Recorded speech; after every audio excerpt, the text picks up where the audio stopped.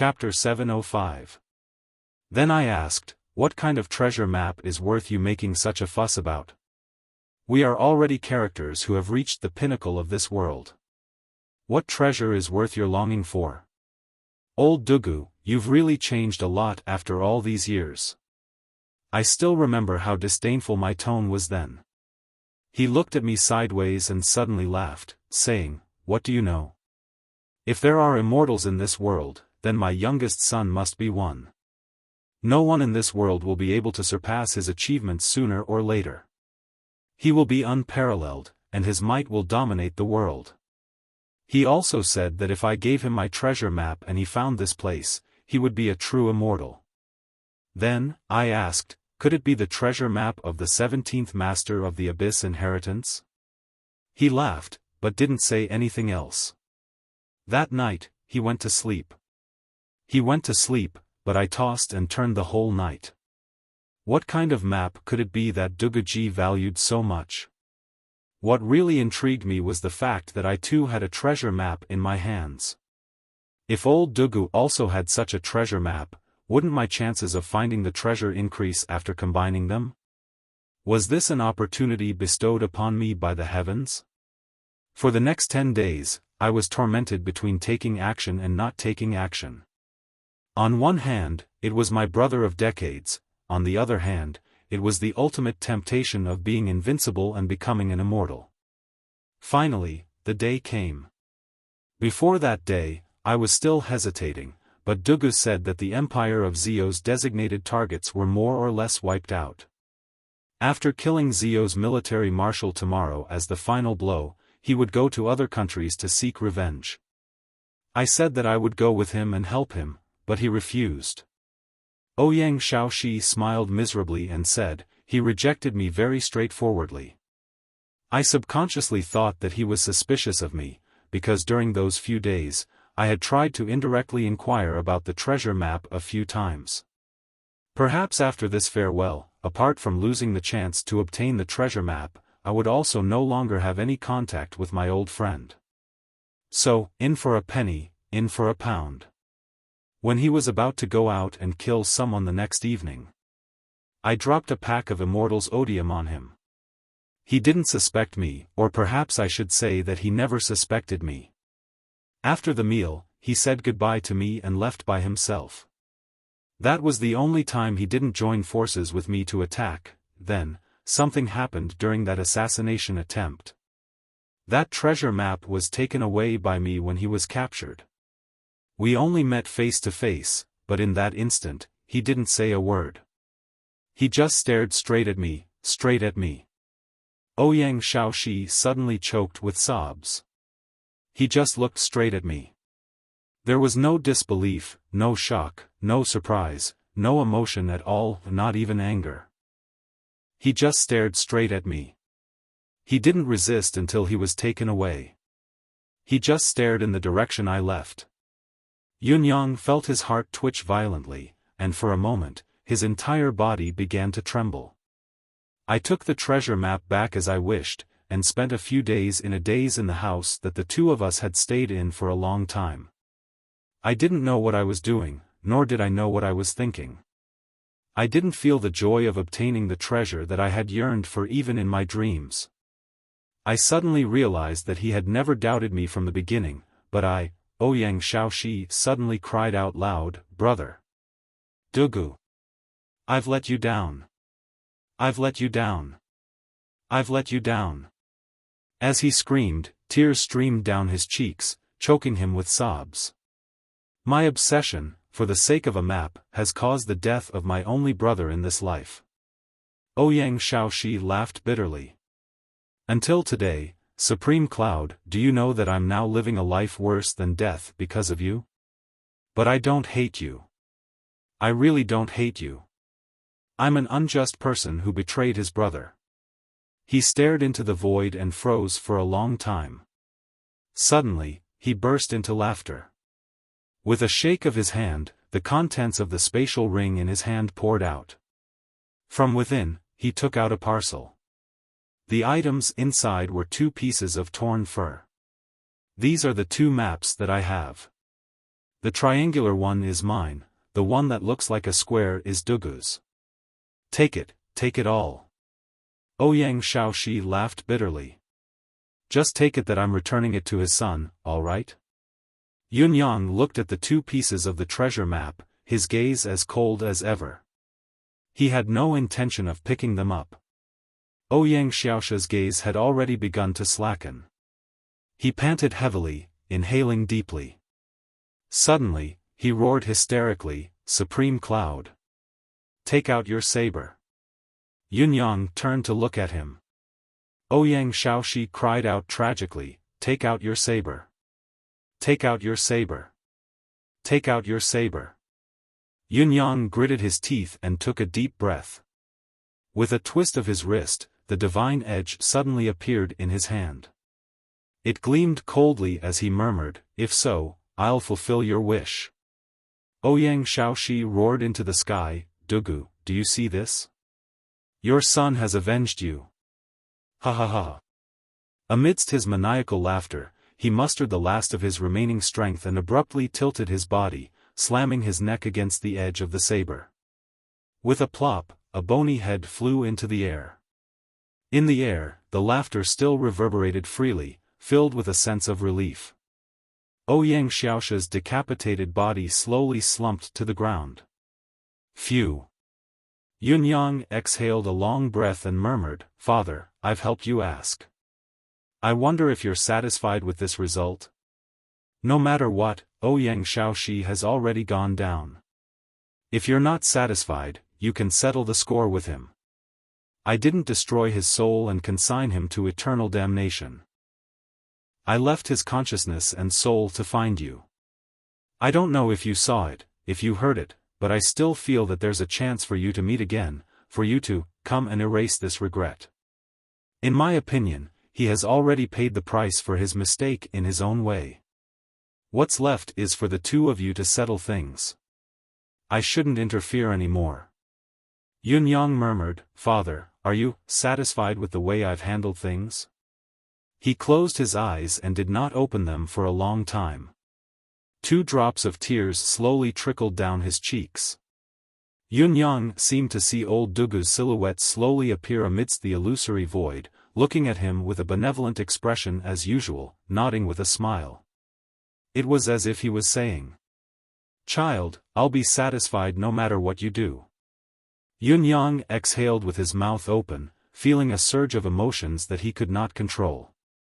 Saber severing the secular world. Yunyang sucked in a long breath. "Father, actually, I really want to keep him. I don't want to kill him with a single slash. This slash will not only sever his worldly affairs." Chapter 706. After a long time, Yunyang put away the items left behind by Ouyang Xiaoxi, but the 2 pieces of the treasure map were not placed together. He took old Dugu's piece of paper and sniffed it greedily. He said softly, "Father, don't worry. Haven't I already gotten back what belongs to us?" He did not linger any longer. With a long howl, he punched a hole in the ground with his palm and buried Ouyang Xiaoxi's body deep within. Then, he waved his hands again and again. In an instant, the sky was filled with dark clouds. The dark clouds became thicker and thicker. With a sudden clap of thunder, torrential rain began to fall. It landed on the ground that had already been burnt red. The rain continued to fall. The weather was still cold, so there should not have been such a downpour, nor should there have been thunder and lightning. However, under Yunyang's control, the rain fell just like that. I was the one who burned and destroyed this place. No matter what, I have to make up for it. The rain continued to fall, restoring the vitality of this place as much as possible. Yunyang's silhouette had long disappeared into the rain. On the horizon, there was a clear distinction between the sun and the rain. On one side, it was raining cats and dogs, while on the other, it was dawn, with no clouds in sight. A dense purple mist rose from the horizon, and a red sun was about to leap out of the ground and appear in the mortal world again. Yunyang was dressed in his usual purple robes, strolling leisurely on Tiantang City's Tongtian Street. He was like a celestial being who had descended from the heavens with purple mist gushing out from the east, and his expression was unusually calm. Yun Yang seemed to be moving slowly, but he was actually moving swiftly as he quietly entered a pawn shop on the main street of the city. Inside the pawn shop, Shui Wuyin, who was dressed like a shopkeeper, raised his head and met Yun Yang's gaze. He then lowered his head and did not make a sound. It was the two workers beside him who came forward to greet him. "Do you have any good stuff like that over here? Take it out and have a look." "The price isn't a problem," Yun Yang said with his hands behind his back. "Damn good stuff? That's a fortuitous encounter that can only be chanced upon and not sought." Shui Wuyin raised his head. "We really don't have it now. Since it's a good thing, there's no reason for it to die so easily. But if young master needs it, we can keep it for you in the future." Yun Yang snorted and said, "What are you talking about? What do you mean by luck but not by seeking? This young master has plenty of money. Why would I be afraid of not being able to buy good things? Things that don't open my eyes." His tone was displeased, and he turned around to leave unhappily. Shui Wuyin waited for a while before standing up. "You guys look after the shop. I'm going back to sleep. I'm sleepy." Shui Wuyin issued an order after the first unit arrived at a secret location. "There's an order from the higher-ups. There's no need to stay." At this time, the killers in the Dongqing district were almost at the end of their rope. There were originally tens of thousands of famous killers in the Jianghu, but now, there were less than 7,000 left. 70 to 80% of them had died. Although the so-called Grand Alliance of Assassins had not completely disappeared, it was only in name, and everyone was in a state of panic. On the other hand, the Jianghu heroes who were trapped outside still surrounded the area so tightly that not even a drop of water could trickle through. They defended like an iron wall, but everyone's eyes were shining brightly. They were all calculating in their hearts.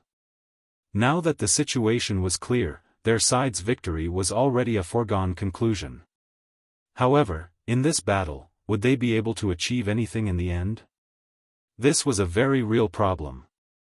Some of the quick-witted ones had already begun to contact others, forming cliques and forming alliances. At the center of the Dongqing district's central area, Hen Bieli and Hong Zhan, the two top leaders of the assassin organizations, had gathered the 30 or so people with the highest cultivation base in the Grand Alliance of Assassins. "How is it?" "Almost." Both of their gazes met, noticing the chilling glint in each other's eyes. It was almost time. Once the time was right, the two of them would lead the 30 to 40 people and charge out together. They would be able to carve out a path of blood, perhaps without much effort. During this period of stalemate, were Hen Bieli and Hong Zhan really unable to leave? No, it was more that they did not want to leave. Ouyang Shaoxi had so many tricks that even the martial artists could think of. How could these two top-notch assassins not have thought of it? If it were only the two of them, they would have left long ago. Even Yun Yang would not be able to guard against them. Hen Bieli and Hong Zhan were not ordinary characters. Even the most conservative way of putting it was to say that they were ruthless characters of a formidable character. Since the moment the Dragon Hide treasure map had been revealed, they had begun their ploy, borrowing Yun Yang's ploy to launch their own ambush. The initial agreement of the Alliance of Assassins was a hindrance to them, but it was not as if there was no room for evasion. However, their ploy required killing as well. Amidst the bloodbath, the turning point that they desired would be born, the timing that they desired. Both sides of the battle were constantly losing people. The martial artists were losing their men and were being drained. Hong Zhan and Hen Bieli were being drained and killed as well. They were rapidly reducing the number of assassins on their side. Although the tens of thousands of assassins on the side of the assassins were known to be world-renowned, there were not many true experts among them. Furthermore, even if these experts were forced to stay here, they might not be of one mind with the two men. What Hen Bieli and Hong Zhan needed, or perhaps their fundamental goal, was to eliminate these people or slowly change them. Only by accomplishing this goal could they build the elite team that they truly desired, one that was much stronger than the most elite members of the two top assassin organizations. Up until now, the alliance of assassins was truly in the midst of a great wave washing away the sand in this battle of the century. Those with a low cultivation base had died long ago, those who were unlucky had perished long ago as well. Those who could survive in the end not only had a high cultivation base, but they were also blessed with great luck. In the martial world, luck was the most important word.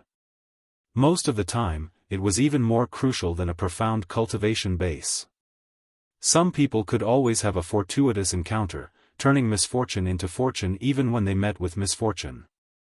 However, some people, despite having a profound cultivation base, died the moment they emerged. Needless to say, this was the work of luck, it was inexplicably domineering. Since the beginning of time, only those who possessed such luck could walk to the pinnacle. Ling Xiaozui and Dugu Chou were like this, including the two assassin leaders themselves.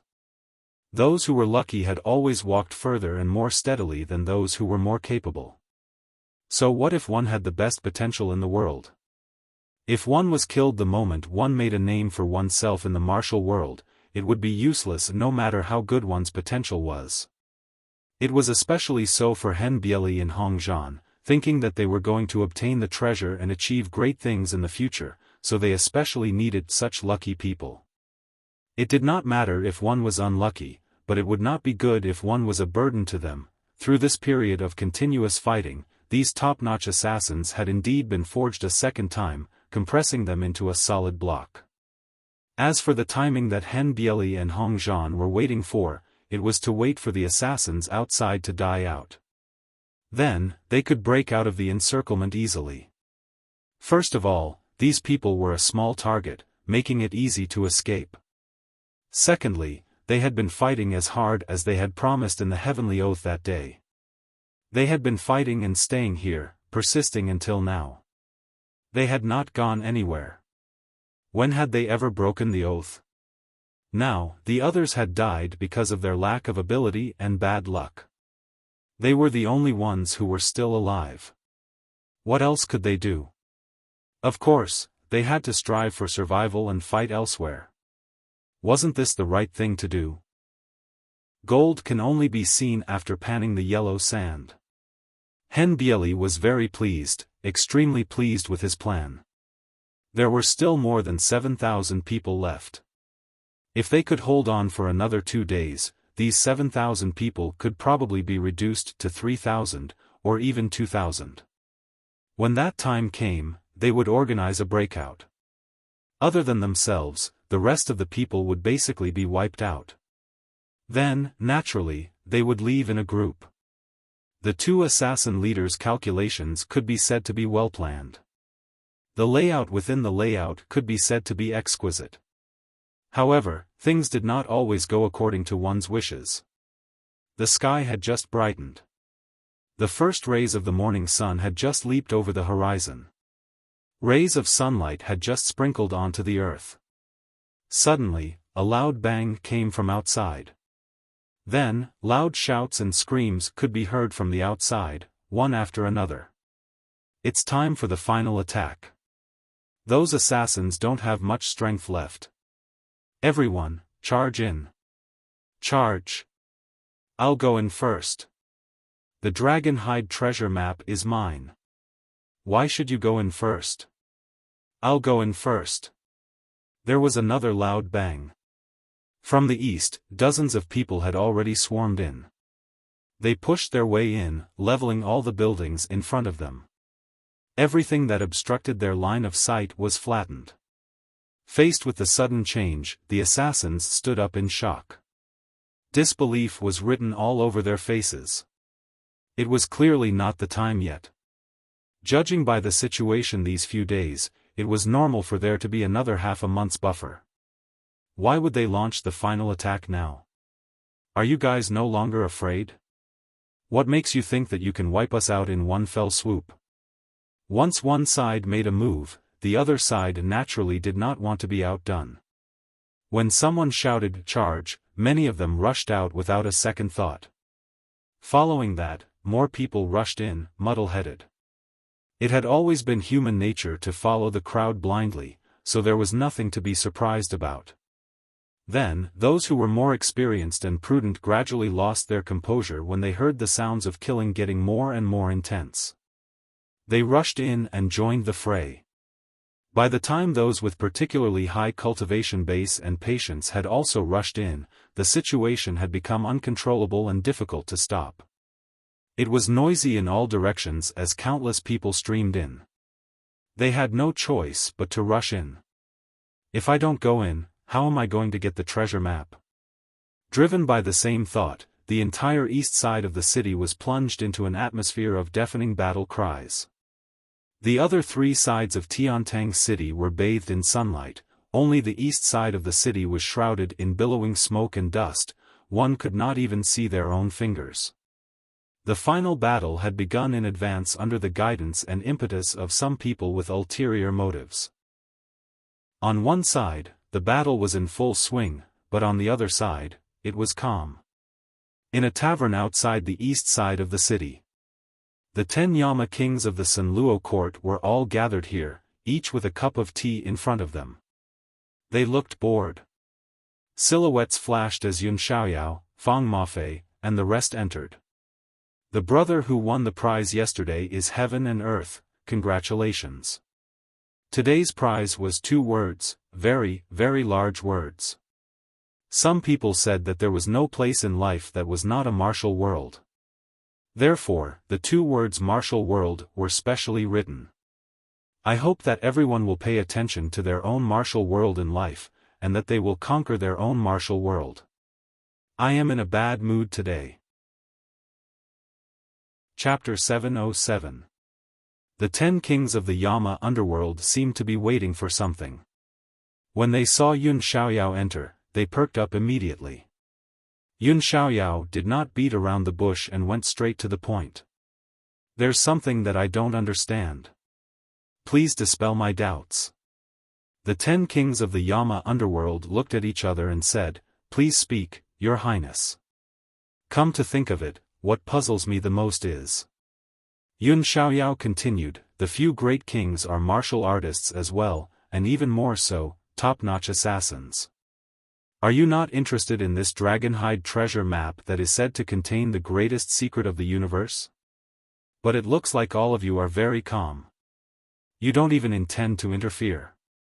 First Court King Qingguang chuckled bitterly and said, How can we not be interested? It's just that we have the heart but not the strength. Yun Xiaoyao asked, Where do you begin? Because, even if we get our hands on the treasure map, we can hardly use it. King Chujiang sighed and smiled bitterly as well. King Yun may not know this, but the cultivation method that we cultivate is not mystical qi.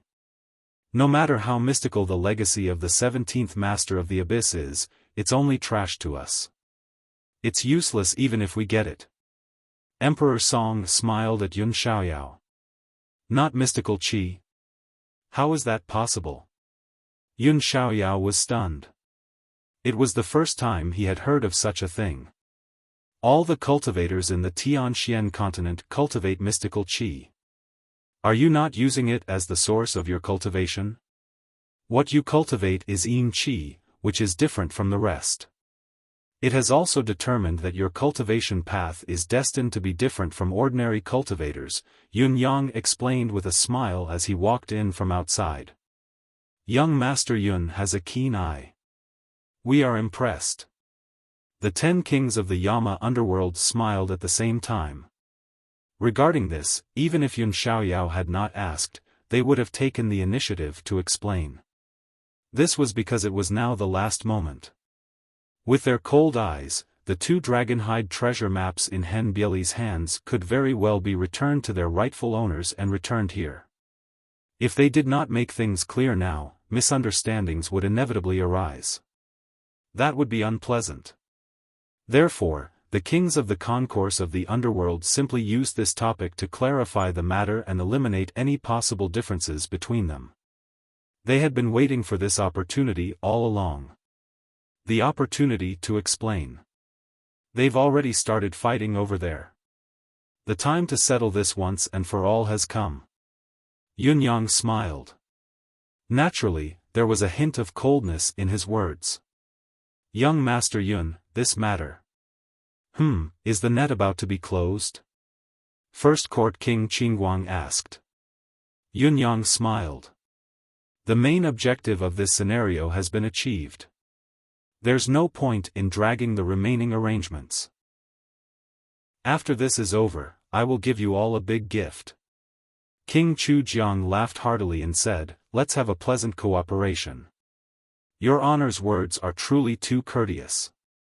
I'm ashamed to accept it, and it would be impolite to refuse. Yunyang replied with a smile, why would I feel ashamed to accept it? We won't be able to use this great gift anyway.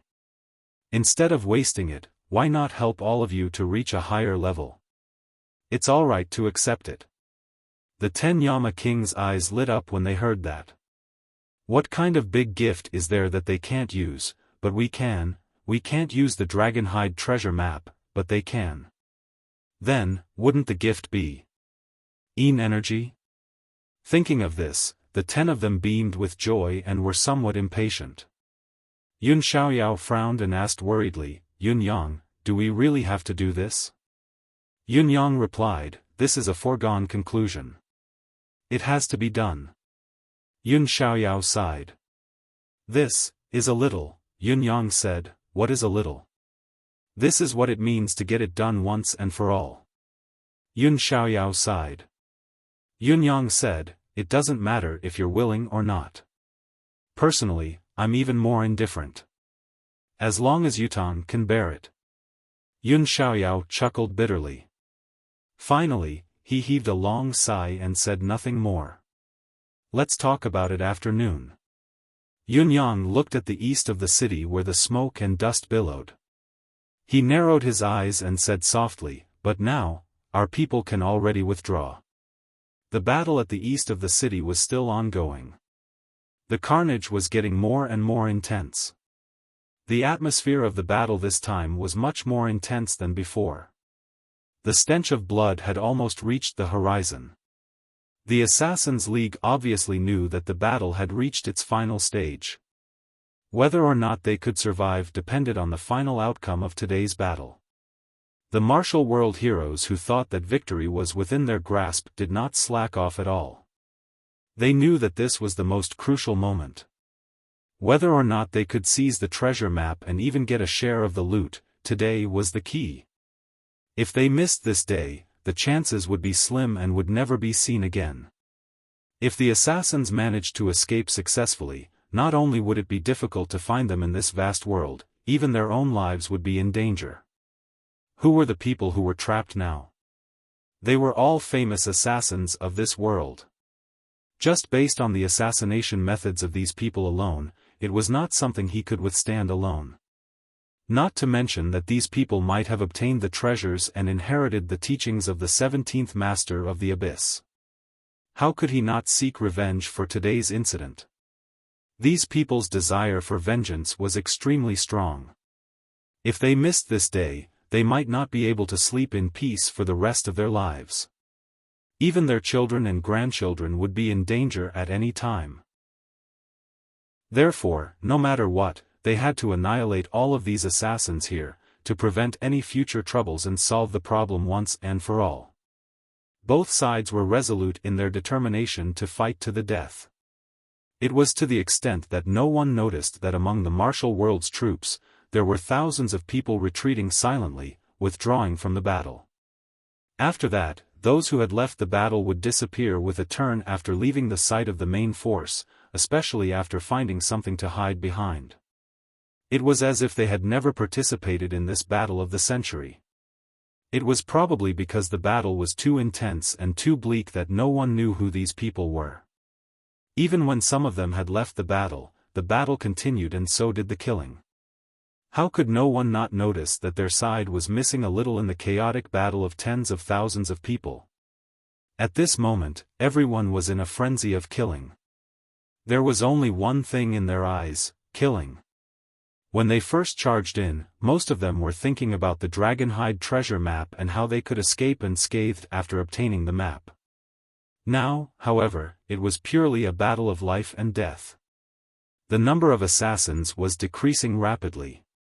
Due to the restriction of the Assassins' League's heavenly oath that day, even if Hen Bieli and the others had a plan, it was difficult for them to carry it out. They could not leave the battlefield now and abandon the assassins who had sworn the oath together. What they could do was to preserve their strength as much as possible and charge back and forth on the battlefield. That was all, there was nothing more they could do. However, as long as they could hold out until the moment the Assassins' League was completely annihilated, their initial plan could still be carried out. Therefore, although the current situation did not match their expectations, it was still not too bad. It was not too difficult to deal with. Chapter 708. Currently, on the battlefield, rumbling noises could be heard everywhere. The Qi-Jin collisions between high-level cultivators were like this. Suddenly, a loud rumbling sound rang out. Perhaps it was because the shockwaves of Qi-Jin were too much, but the ground cracked open without any warning.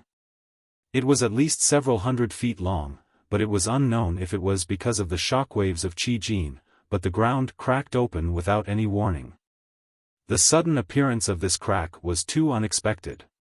It caught everyone off guard, causing at least a few hundred people within the area to feel the air beneath their feet. They fell down just like that. There were still many people who were squeezed in the surrounding area. They staggered and fell down together in confusion, like dumplings being dropped into a pot. In the next moment, no one from either side made a move to rescue them. Instead, countless hidden weapons were thrown down. Although the situation of the battle was clear and the martial artists had the upper hand, it was always the best strategy to eliminate their opponents as soon as possible. Everyone had to do something like beating a drowning dog. Those who fell down, other than their own people, there were also people from the other side. As the saying goes, it was better to kill the wrong person than to let the wrong person go. As long as one did not fall down, there was no need to worry about the lives of others.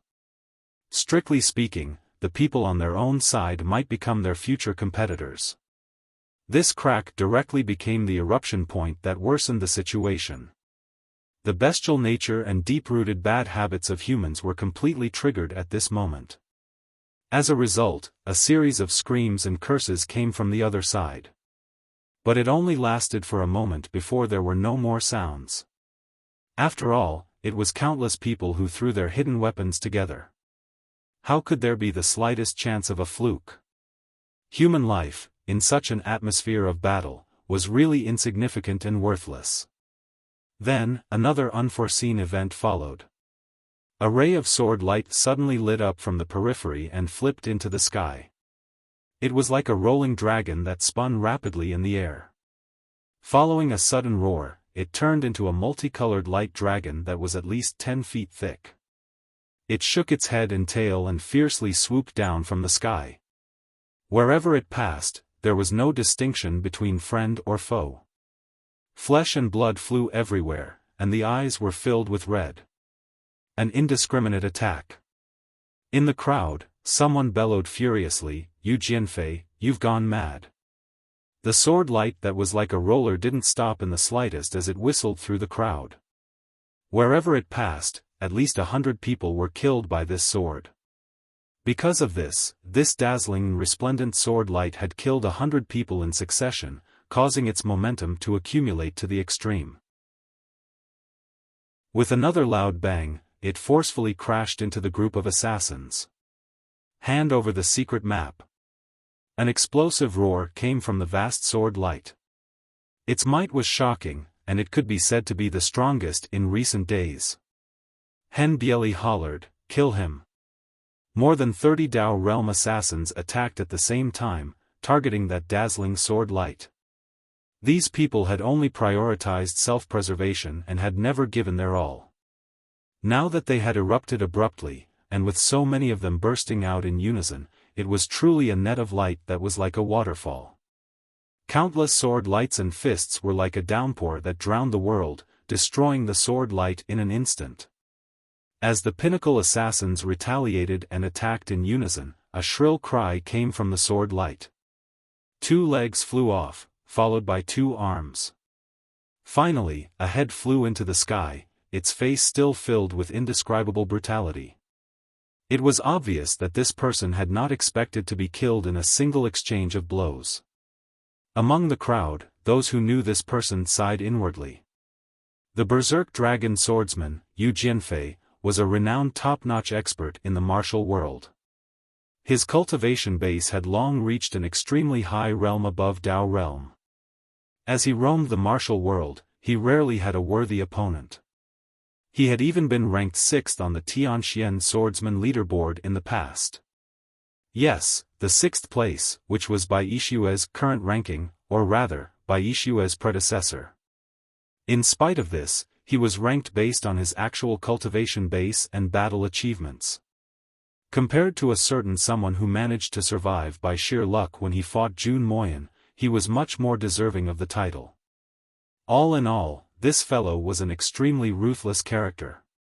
That was why he had the intention to unleash a powerful skill and leave immediately after snatching the item.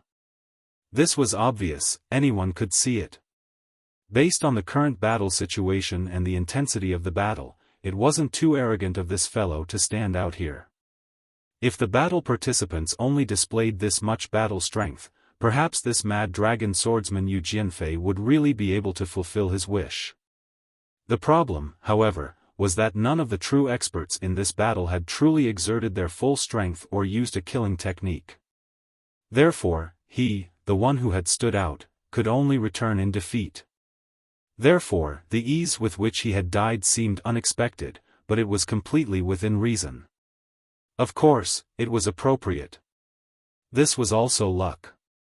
Even until this day, Bai Yixue's cultivation base was still difficult to rank among the world's top swordsmen. However, he had been able to escape from the hands of the unrivaled swordsman. This was his luck.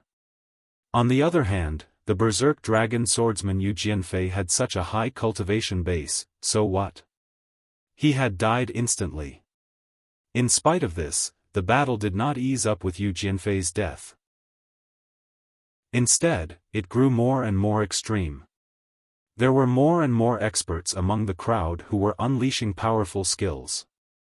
There had never been a lack of hidden talents in the martial world. Now that the battle had come to this point, it was basically at its end. Everyone had no intention of holding back, giving it their all. As a result, the battle became more and more intense. There were at least dozens or hundreds of people collapsing almost every moment. If one had to point out something that was more unexpected, it would probably be that the batches of people who had collapsed were mostly experts with profound cultivation base. Throughout the period of time that the two camps had been fighting, the battle had been intense, but there had been very few top-notch experts who had unleashed all their skills. It was only now that they were at the final juncture. First, there was the abrupt appearance of a crack in the ground, burying a batch of people and drawing the curtains of the extreme battle. Then, there was Yu Jianfei's instant death. It made everyone understand that although the number of people here had decreased, they were all experts that were rarely seen in the martial world, the batch that was more outstanding. It was precisely because everyone understood this that they knew who was the real threat to them. Once the opportunity presented itself, they worked together, intentionally or otherwise, to take down a batch of these people. In spite of this, the number of people on the assassin's side was still the minority. Their numbers were decreasing rapidly as they fell one after another with blood splattering everywhere. In the blink of an eye, there were less than 100 people left. Hen Bieli's long sword suddenly trembled, emitting a radiant glow as he hollered, "Everyone, be careful. Break out." As soon as the last 2 words were uttered, the winds and clouds surged and the skies turned upside down. Almost 100 top-notch assassins who were lucky enough to survive suddenly abandoned their original positions at the same time. Displaying their astonishing abilities, they slaughtered a path of blood through the crowd and converged on the spot where Henbieli's voice came from.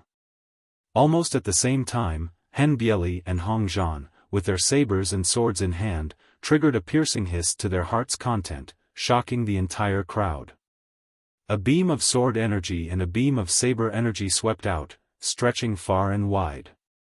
The energy of saber and sword converged, wiping out all the enemies around them in an instant, temporarily clearing out a safe zone for their own side. Boom! As the waves of blood filled the air, the group of top-notch assassins had already gathered together and began to charge in a single direction. Kill your way out. WeChat event. The winner yesterday was Ling Hanwu. Congratulations. From today onwards, due to certain reasons, the winners will no longer be announced in advance. They will be announced the next day. For a period of time. Tomorrow is the start of the college entrance examination. I wish the students of the Feng family the best of luck and success in the examination. Chapter 709. With Henbieli and Hongzhan in the lead, the power of 100 pinnacle assassins had successfully coalesced into one. It was like a giant sword that could not be separated, cutting through all obstacles and rushing forward with irresistible force. Their momentum was unstoppable, and all who stood in their way were swept away. Wherever they passed, no one could stop them in the blink of an eye. They charged straight into the middle of the martial artists' encirclement as if they were crushing dry weeds and smashing rotten wood. It was at this moment that the combined sword light of the 100 assassins' allied army suddenly shot up into the sky. Layers of sword light flickered as sword mountains appeared one after another, falling with the force of an avalanche. This scene caused everyone's hearts to almost stop beating.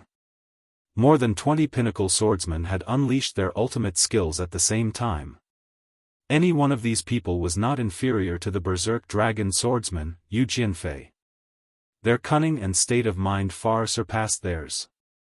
They had been holding back and concealing their abilities, intending to wait for the enemy to exhaust themselves. Now, however, it had come to a point where they had to stop and intercept them. If they did not act now, the assassins would break out of the encirclement and leave. The Milky Way overturned. Henbieli's howl was thunderous. His beard fluttered as he took the lead and attacked forcefully. Streaks of pitch-black traces appeared in the sword light that he had split. It was a sign that he had sliced through the void, carving out spatial traces. The force of his attack was terrifying. There was also Hongzhan. He followed behind Henbieli, bellowing angrily. His saber turned into a raging dragon that soared into the sky, shaking its head and wagging its tail as it charged head-on into the mountain of swords that was descending from above. Both of them charged forward without regard for their own safety.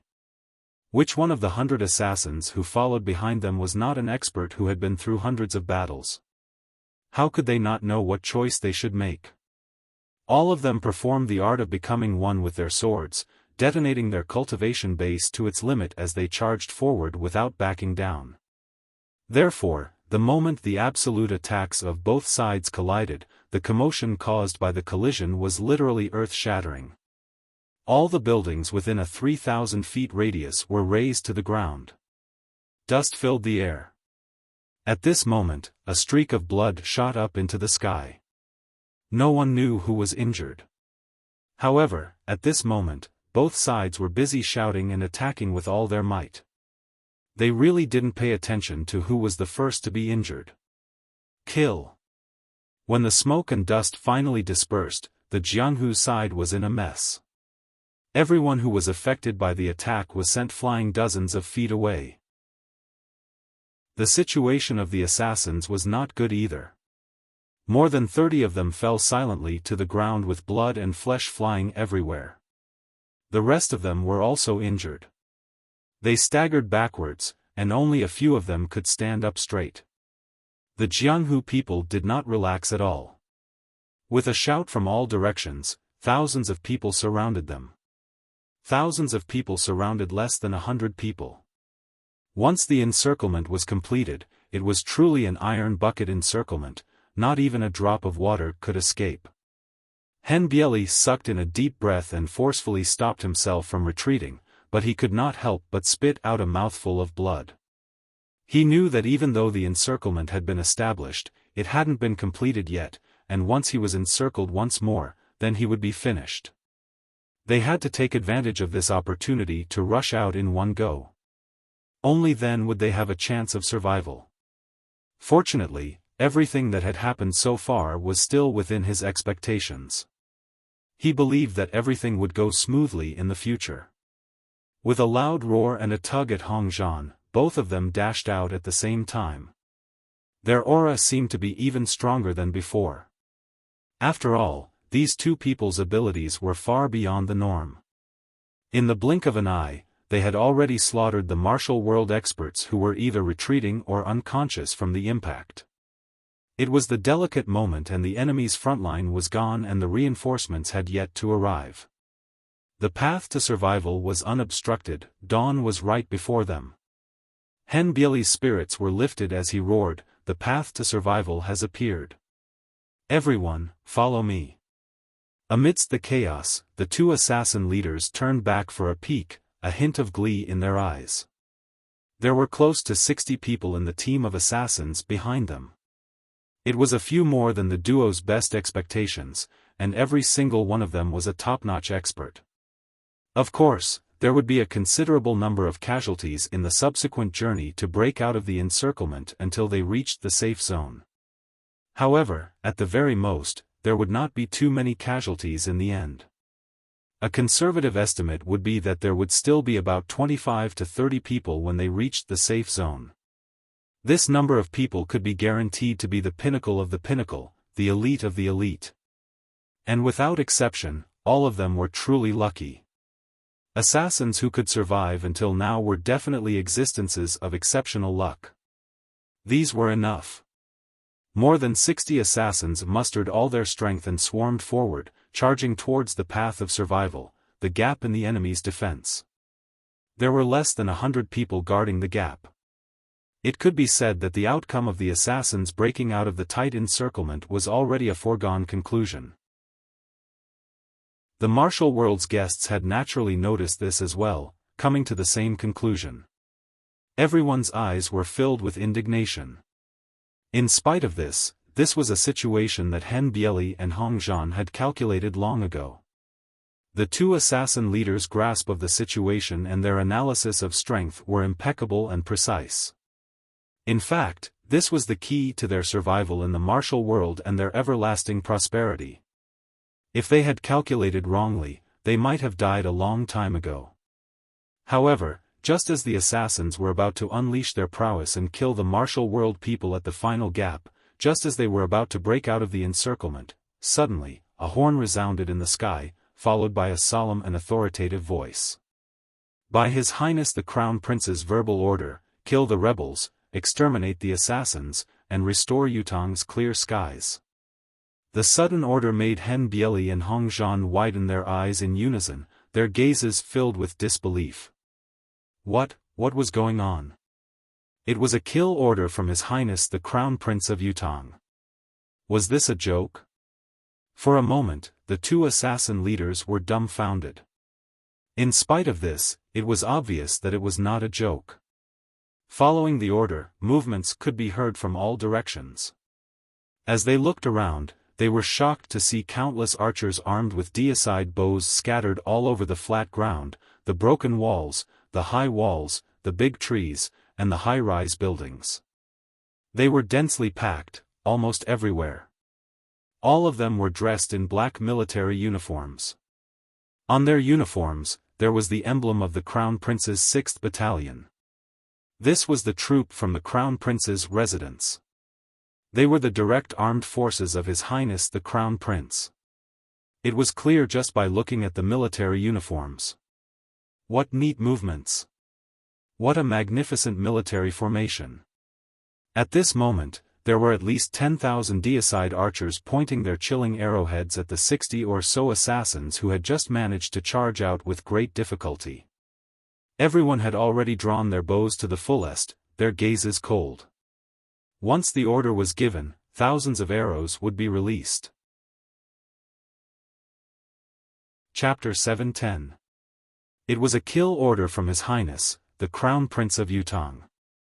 Was this a joke? For a moment, the two assassin leaders were dumbfounded. In spite of this, it was obvious that it was not a joke. Following the command, there was movement from all directions. As they looked around, they were shocked to see countless archers armed with deicide bows scattered all over the ground, the broken walls, the high walls, the big trees, and the tall buildings in all directions.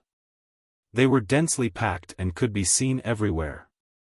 All of them were dressed in black military uniforms. There was the emblem of the Crown Prince's 6th Battalion on their uniforms. These were the troops from the Crown Prince's residence. They were the direct armed forces of His Highness the Crown Prince. It was clear just by looking at the military uniforms. What a neat movement, what a magnificent military formation. There were at least 10,000 deicide archers in all directions, pointing their chilling arrowheads at the 60 assassins who had just charged out with great difficulty. Everyone had already drawn their bows to the fullest, their gazes cold. Once the order was given, thousands of arrows would be released.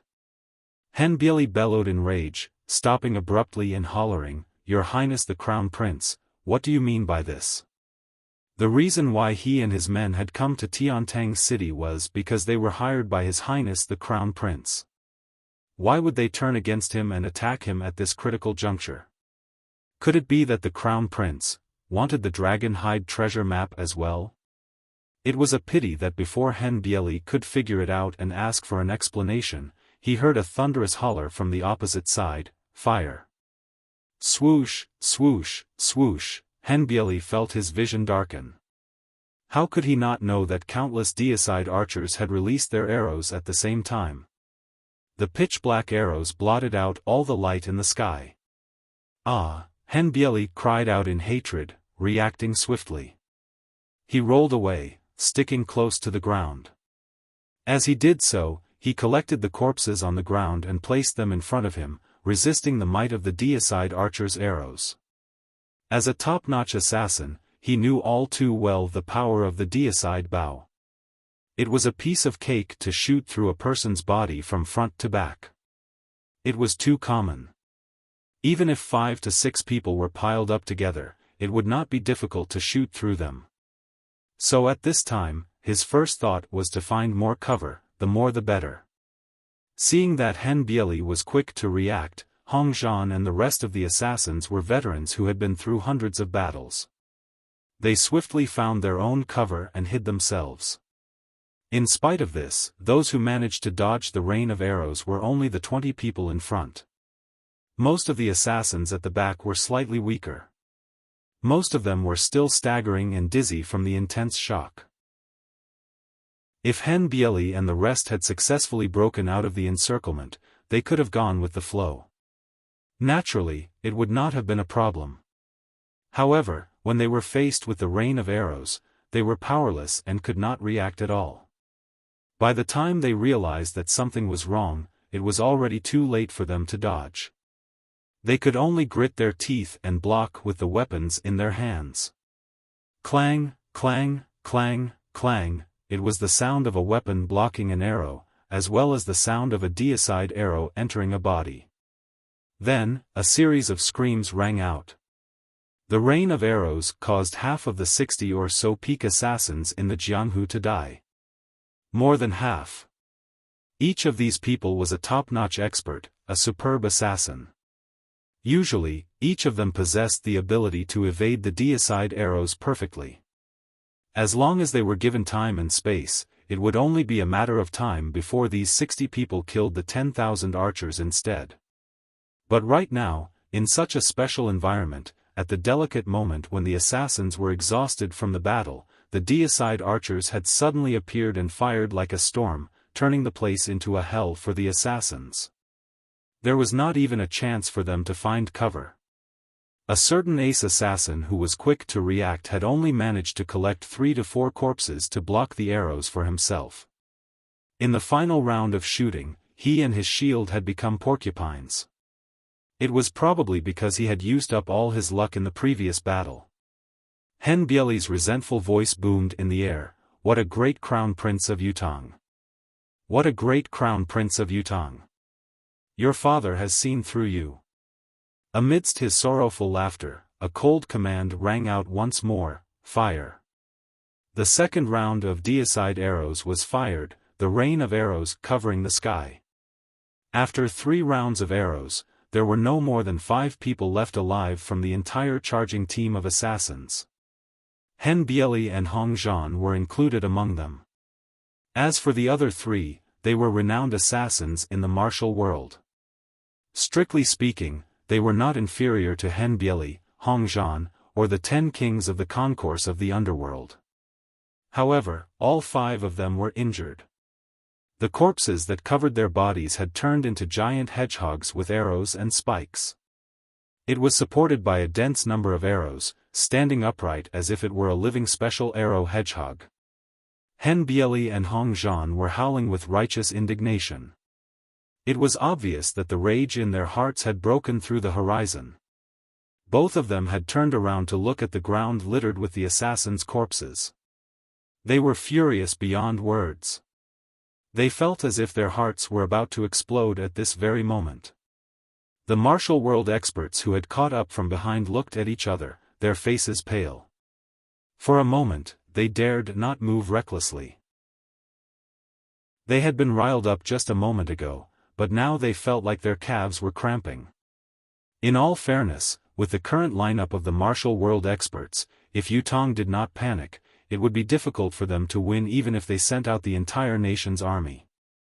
They could only be killed instead. The saying that a pinnacle expert could fight against 10,000 people alone was not an exaggeration. At the very least, it would not be a problem for them to break out of the encirclement. In spite of this outcome was built on the foundation of not panicking. Any cultivator, especially an expert cultivator, would usually have a psychological quality that was superior to a military soldier. The more profound one's cultivation base was, the better their mental state would be. Therefore, under normal circumstances, when a military soldier faced a martial artist, it would be difficult to shake the other party even if they had 100 times the military strength. Just like when the Ma'ai sect had joined Dongxian, Dongxuan's combat power had skyrocketed immediately. This was the uniqueness of the martial world's influence in the war. However, compared to military soldiers, the martial world people had their weaknesses as well. First, it was difficult for them to form a team. They were used to fighting alone, and there was a limit to their fighting spirit. Secondly, the mentality of self-preservation and retreat had always been hidden within them. Thirdly, and most importantly, most of the martial world people could only fight when the wind was blowing. When they had the upper hand, their combat power could be unleashed to the fullest, but once they were facing a formidable opponent, their fighting spirit would be extinguished immediately. Their fighting spirit would be weaker than an ordinary soldier's, and their combat power would be greatly reduced. Just like now, was Yutong's deicide archer strong? Yes, very, very strong. In spite of this, it was an entirely different matter to say that they could inflict fatal damage to the martial world heroes. However, the people of Jianghu City were afraid. That was because the previous round of arrow rain had instantly wiped out 30 to 40 peak experts. After 3 rounds of arrow rain, the 60 or so peerless assassins who had just barely managed to break through their heavy encirclement were all killed, and only a few were left. This result was 2F** King terrifying. It was because of this situation that they had completely overlooked the fact that most of Hen Bieli and the other assassins' combat power had actually been expended on them. Furthermore, the timing of this Yutong troops' appearance was too coincidental. The deicide archers were too targeted, and the quantity was astonishing. Only with such accumulation could they achieve such a result. It could be said that such a result could never be replicated. In spite of this, the martial world people would not think so. What they saw was the 3 volleys of deicide archers' arrows. Their best effort was futile, and they had almost been wiped out by the assassins who had escaped. How could they not be shocked? In their hearts, they believed that as long as they had not reached the realm of immortals who could soar into the sky, they would not stand a chance against such an attack. Thinking about it, another question arose in everyone's mind. Didn't Yutong's officials say that they were not going to interfere? They had even specially set up a venue. Why were they interfering now? The person who gave the order just now said that he was acting on the Crown Prince's order. Was this Yutong's Crown Prince's personal order or the Emperor of Yutong's? Furthermore, was the target only limited to the assassins, or were they planning to wipe them out as well? Chapter 7:11. Now, all the Jianghu people present were eager to know the answer, because they were all afraid. They would not have been afraid if it had been any other time. With their cultivation base, it was no big deal to take a few deicide bows head-on. But what time was it now? They were exhausted from the battle, their cultivation base gone, and they were facing 10,000 deicide bows, 10,000 of them. What did it mean to shoot 10,000 arrows at once? Did they not see that the assassins had turned into porcupines? Which one of these people had a lower cultivation base than them? Fortunately, their doubts were quickly dispelled. With a swoosh, a person appeared high in the sky, his robes fluttering in the wind. He was intimidating without being angry. It was Yutong's King Xiaoyao, Yun Xiaoyao. General Li? What is going on? Yun Xiaoyao asked sternly. I have promised the martial world heroes on behalf of Yutong officials that I will not participate in this matter. Why have you all appeared here now and killed so many people with deicide bows? General Li, you have to give me an explanation. Immediately. On the opposite side, General Li, who was leading the team, cupped his fists and said, Please do not be angry, Your Highness. This lowly general is only following orders. Yun Xiaoyao retorted angrily, following orders? Whose orders? General Li cupped his fists and said, This lowly general has received His Highness's decree from the East Palace. His Highness does not target the martial world heroes, so the original promise is still valid. However, these assassins are people who have done many evil deeds. None of them can be spared. Yun Xiaoyao's expression was dark as he said, This doesn't make sense.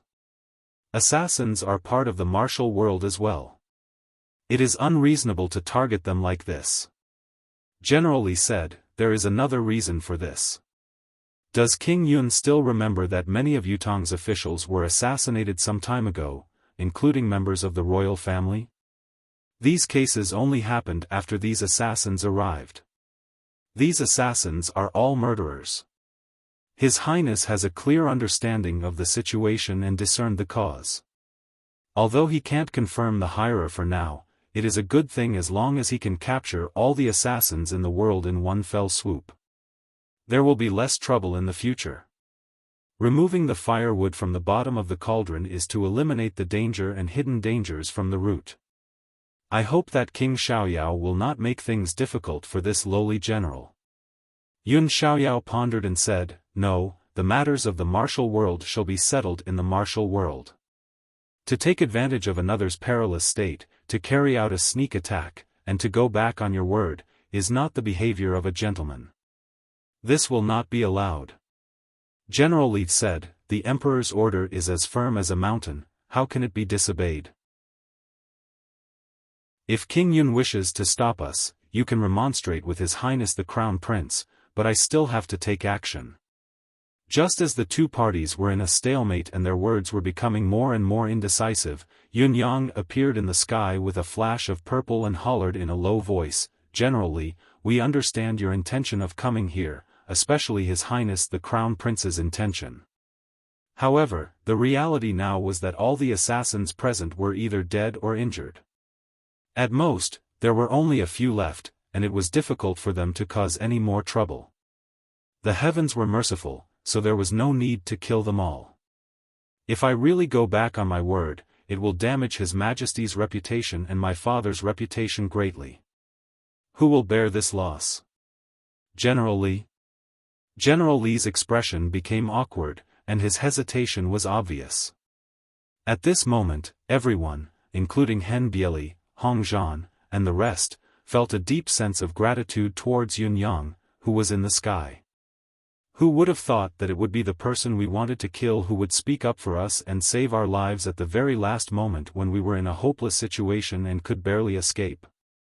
The feeling was a mixture of emotions that was hard to describe.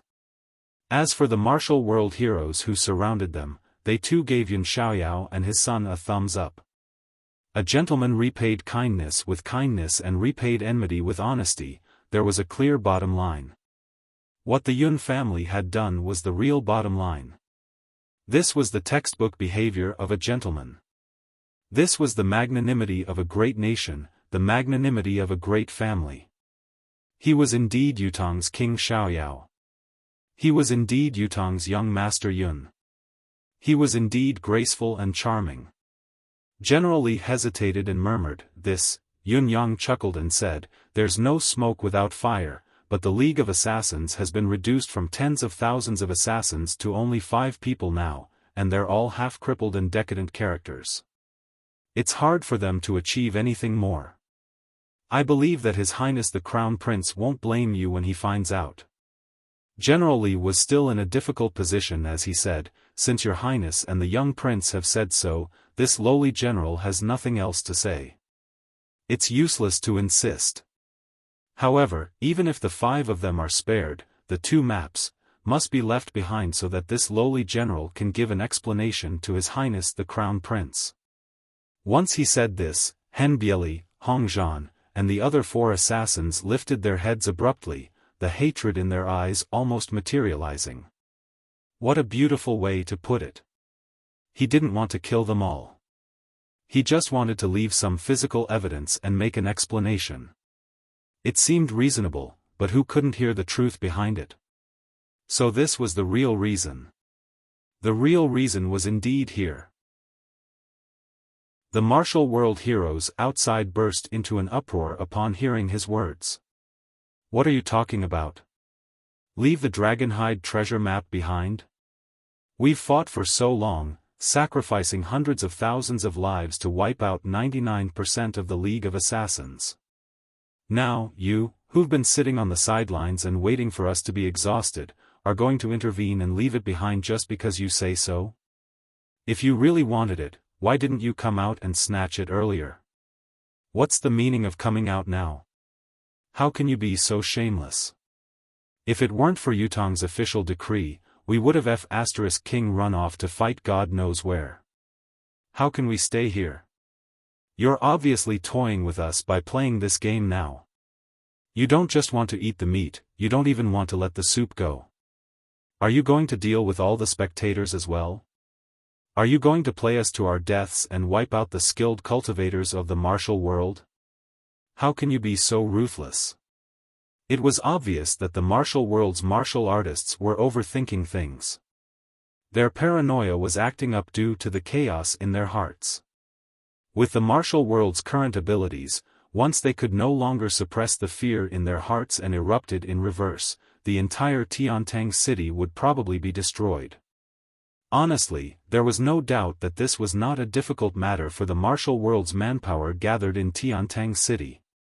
Just as everyone was filled with rage and fear, ready to fight with their lives at any time, Yun Yang spoke again. His tone was filled with displeasure. "General Li, you're wrong.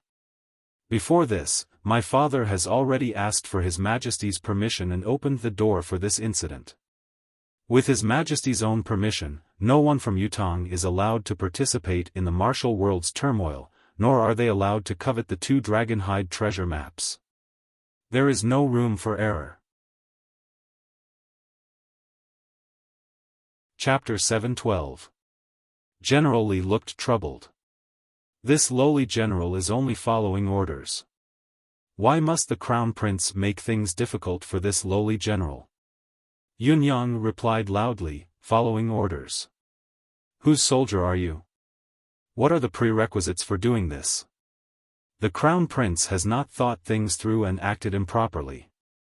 Are you still going to act willfully? If you really leave the Dragonhide treasure map behind, not only will Tiantang City become the target of the world, what will you be labeled as a traitor? What will you use to fill the gap? How many of our lives will be sacrificed because of these 2 treasure maps? Haven't you seen it yet? The so-called Dragonhide treasure map is just a huge problem. Yunyang said, keeping it will only add to our troubles and become the source of disaster. General Li said, but, don't say anything else to me. I'll explain to His Highness the Crown Prince later. It won't involve you. Yunyang waved his hand and set the tone. General Li discussed with the other generals around him for a while before he finally raised his head and said, since young Master Yun has said so, we can let them go. We can give up on the Dragonhide treasure map, but the Dragonhide treasure map must never fall into the hands of Hen Bieli and the other assassins. Yunyang was taken aback. What do you mean by that? The martial world's divine item belongs to the martial world. It's fated to obtain it. Why do we have to complicate matters? General Li said, Crown Prince Yun, your cultivation base is profound and you're not afraid of the murderous path, but we are. In today's battle, the last of the assassin's strength was lost in our hands. If they get the treasure, then, everyone understood what he meant when he said that. If Hen Bieli and the rest had gotten their hands on the treasure and intended to seek revenge, His Highness the Crown Prince would be the first to bear the brunt. The generals and deicide archers who had attended the meeting today would also be targeted. If not today, how many could withstand such a vengeance? This was obviously putting one's head under the blade. Yunyang felt that the request was rather tricky as well. He said hesitantly, but, General Li said resolutely, young Master Yun, please forgive me for my rudeness. If this condition is not met, I dare not let Hen Bieli and the rest leave no matter what. Young Master Yun is magnanimous and magnanimous. We do not have such magnanimity. Yunyang sighed. He was about to argue his case when Hen Bieli suddenly appeared amidst the pile of corpses. He raised his head and said in a low voice, young Master Yun, there's no need to argue anymore. I, Hen Bieli, have accepted today's kindness. But at this point, if we don't hand over the treasure map, then it's indeed impossible for us to leave. This is fate, and we accept our fate. Extreme hatred flashed in his eyes as he gritted his teeth and said, as long as I, Hen Bieli, am still alive, it will be time for me to repay young Master Yun's righteousness. Just as young Master said earlier, this Dragonhide treasure map is really a huge trouble, and forcefully keeping it will only add to our troubles and become the source of calamity. It's really insightful. We don't need this treasure map. As long as all of you are willing to let us go and allow us to leave safely, the Dragonhide treasure map will naturally be handed over with both hands. Hen Bieli's words were spoken with utmost sincerity, obviously coming from his heart. However, he did not say a single word about His Highness the Crown Prince. The true meaning behind his words was obvious. Yet, the unspoken message that he did not say was understood by everyone who heard it. It would be time for him to repay Yunyang's life-saving grace as long as he was alive. In spite of this, the Crown Prince's vengeance would be avenged as long as he was alive. Kindness and vengeance went hand in hand. This was what the people of the martial world were like. As long as they were both alive, they would not rest until one of them was dead. It turned out that, not rest until one of them was dead, was a neutral term. It could be interpreted in a positive or negative way. Hen Bieli stood up, straightening his body slowly as he hollered, Hongzhan. Hongzhan stood up from another pile of corpses. There was a sharp arrow stuck in his right shoulder. The arrow had pierced through his body, and only the tail of the arrow was left in front of his chest. Blood was still flowing out of it. "Big brother," Hong Zhan answered, his face filled with grief and anger. The other 3 assassins appeared one after another, their faces grim as their gazes swept across everyone before them. Hen Bieli gritted his teeth and closed his eyes, saying weakly, "Hand over the treasure map." "Big brother!" Hong Zhan cried out, his eyes rimmed with tears. They had set up so many traps and laid so many traps just to keep the dragon hide treasure map in their pockets. Who would have thought that they would have to give the map away in the end? The humiliation, the reluctance, was unavoidable. "Hand it over." Hen Bieli hollered, "The dragon hide treasure map is no longer a great opportunity for us. If we die here, what does it matter even if we have the treasure map? Won't it still belong to someone else in the end?" Hong Zhan lowered his head, his muscular body trembling. It was truly the first time that the leader of the Hall of Crimson Blade had revealed such a weak and sorrowful side in public. Hong Zhan lifted his head to look at Hen Bieli. From the other's eyes, he could see the mountainous and ocean-like hatred. All the plans and arrangements had been successfully completed. The way out was right before their eyes, but at the very last moment, the Crown Prince had popped out and interfered, ruining the perfect plan. If he were to hand over the 2 maps now, perhaps he would never have the chance to see them again in this lifetime. He was shaking all over, his heart a tumultuous storm. Hen Bieli's lips were quivering as well, but his tone was bleak as he urged, "Brother, hand it over." The other 3 pinnacle assassins pressed their lips together like the other 2. They looked at Hen Bieli, Hong Zhan, and then at General Li, who was riding his horse and wielding his saber. The coldness in their eyes was undisguised. The monstrous murderous intent was almost spilling out of them, almost tangible. Hong Zhan caressed his spatial ring, tears of grief falling to the ground. Hardening his heart, he shut his eyes and took out the treasure map. Clutching it in his palm, he stretched his arm out abruptly and said hoarsely, "Take it." He had tried his best to control the 2 words, but they still overflowed with sobs. Everyone present had never heard of such a tone before. No, it was very likely that it was unprecedented and could not be replicated. Who was Hong Zhan? How could he cry in front of everyone? It was a ghastly thing to do. Hen Bieli shut his eyes and exhaled deeply. He strode over and took the 2 dragon hide treasure maps from Hong Zhan, appraising them in front of everyone. First, he slashed them twice with his sword, then burned them with fire for a while to prove that they were the real deal. There was no possibility of them being faked, to avoid any suspicion and the possibility of hidden dangers. Chapter 713. Hen Bieli glanced at Yun Yang after he finished speaking. Yun Yang smiled bitterly and said, "Head landlord Hen, it's not easy to help you. You're putting me on the fire to roast."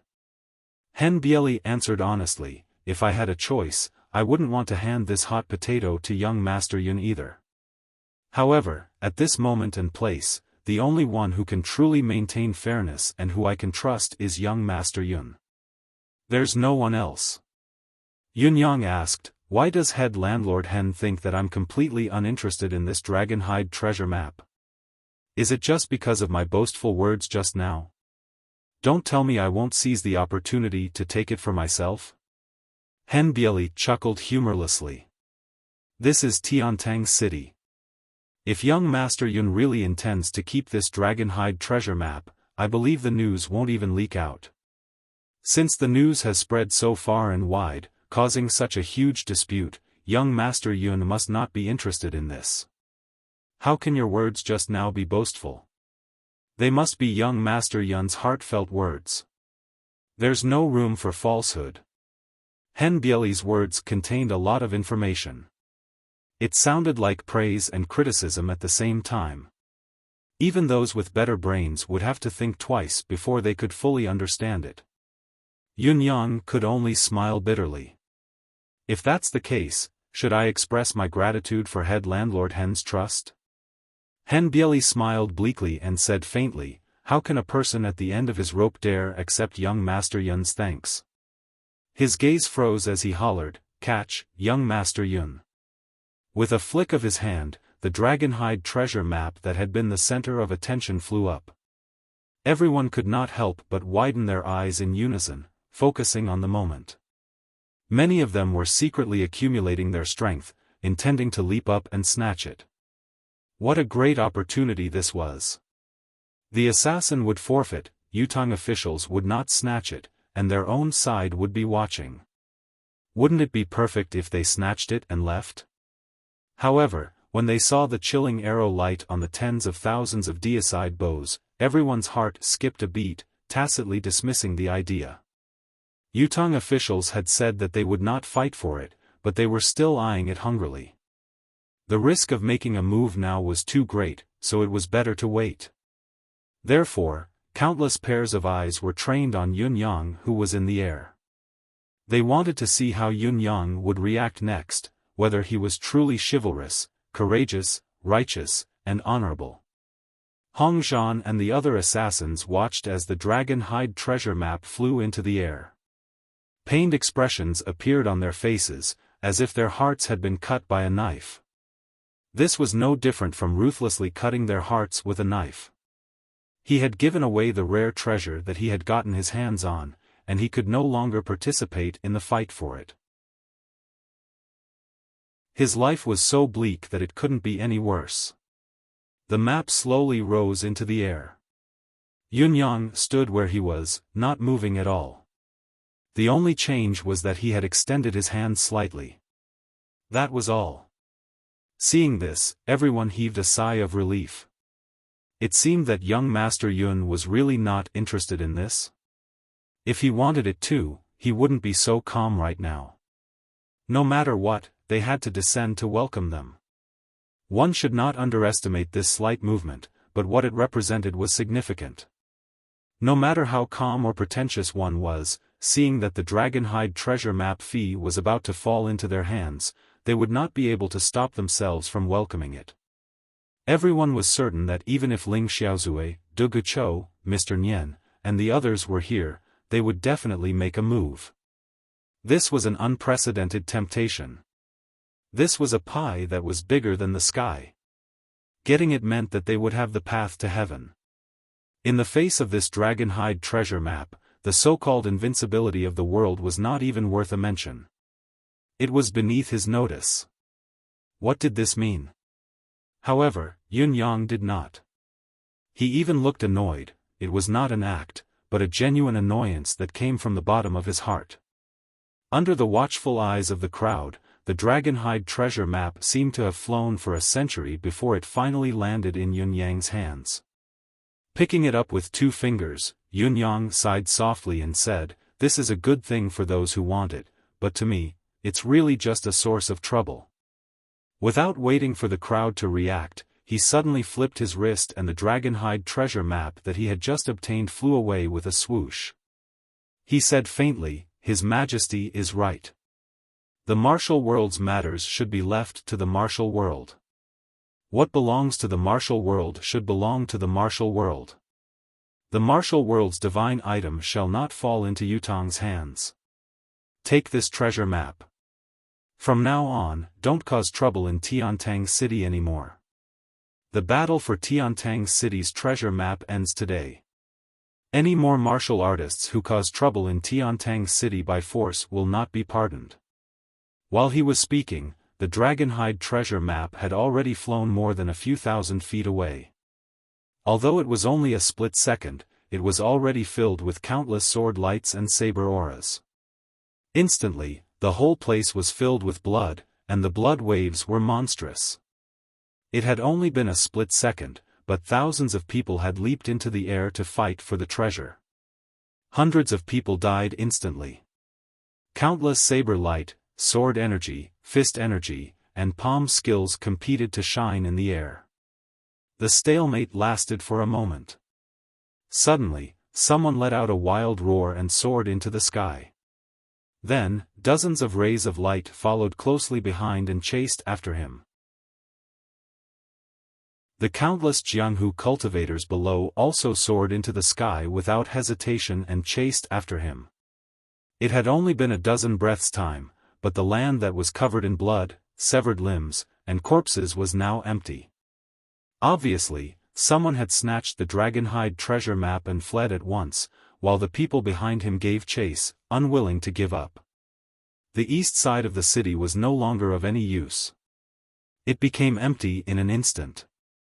The dragonhide treasure map, a huge problem, had been tossed away by Yunyang.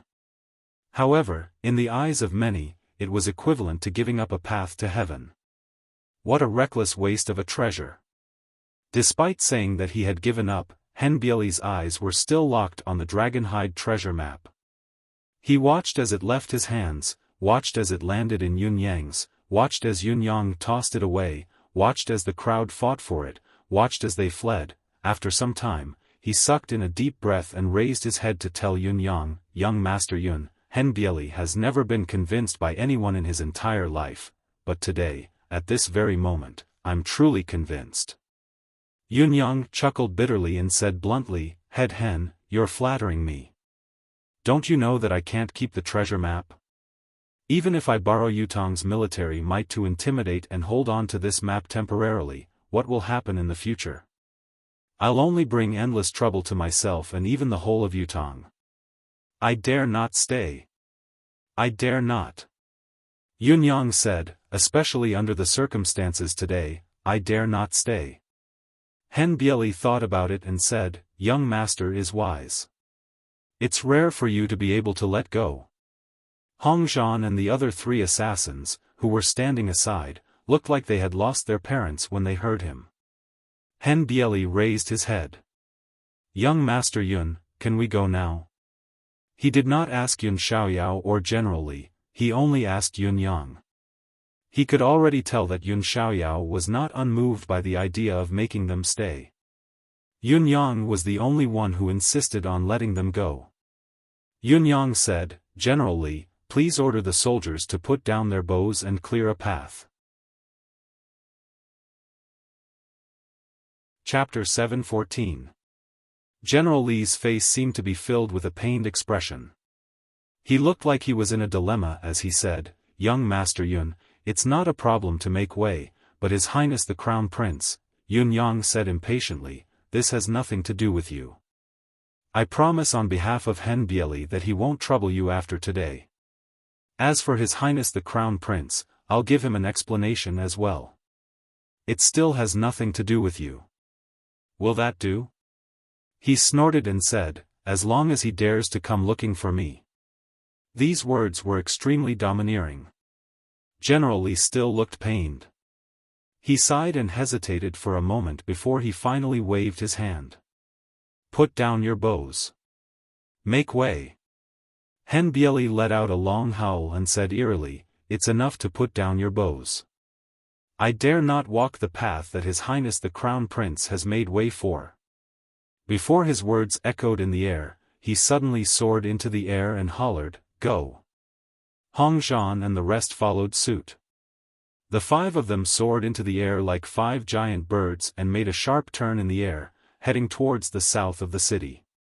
The 5 of them converged together. Everywhere they passed, they seemed like bolts of lightning, and they drew out long traces in the sky with shocking might. Who were Henbieli and the other 4? Not only were they top assassins, they were also top-notch cultivators. Although Yunyang had only managed to buy them a moment of buffer time, their injuries were relatively limited. It was only their basic qi that had been depleted. With this gap, their basic qi was replenished. Although they could not recover to their peak combat power, it was not a problem for them to move at high speed. The voices of the 5 men came from afar in unison. "Young Master Yun, the mountains are high and the rivers are long. We shall repay this kindness in the future. From today onwards, we shall not lay a finger on young Master Yun or your people. If you have any orders, the martial world will say so. We will die for them." Their voices were getting further and further away, but they were getting louder and louder. Eventually, they were like thunder, ringing in the sky above Tiantang City. At this point, there were no martial world people left in the city's east that had been reduced to ruins. General Li, who had been wearing a pained expression, and his subordinates met Yun Yang's gaze and wore meaningful smiles. The pained expressions were finally gone. Yun Yang's voice asked, "Is the person who arranged for you here well?" This was the last test. This time, their cooperation was flawless, and it was also a test for that person. However, General Li was not someone Yun Yang was familiar with. General Li said, "Lord Wu asked us to send his regards on behalf of the young master if he asks."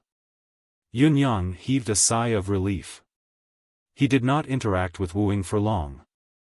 During this period of time, they did not meet, merely observing each other. However, Wu Ying's despondent attitude of wanting to do something at the very last moment was obvious. Apart from doing proper business, they were just a bunch of walking corpses. After considering for a long time, Yun Yang finally came to test the waters. Probing wasn't just probing for cooperation. There were other aspects as well. But so far, no other problems have arisen. Military headquarters.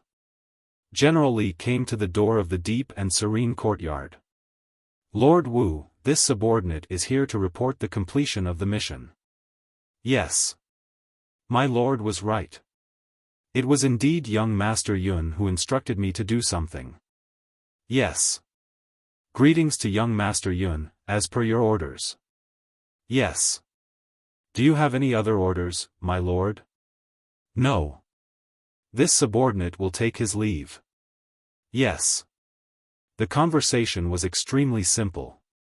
It was as if Wu Ying only knew how to say one word, not a word more. In spite of this, this was how he usually behaved in the military headquarters.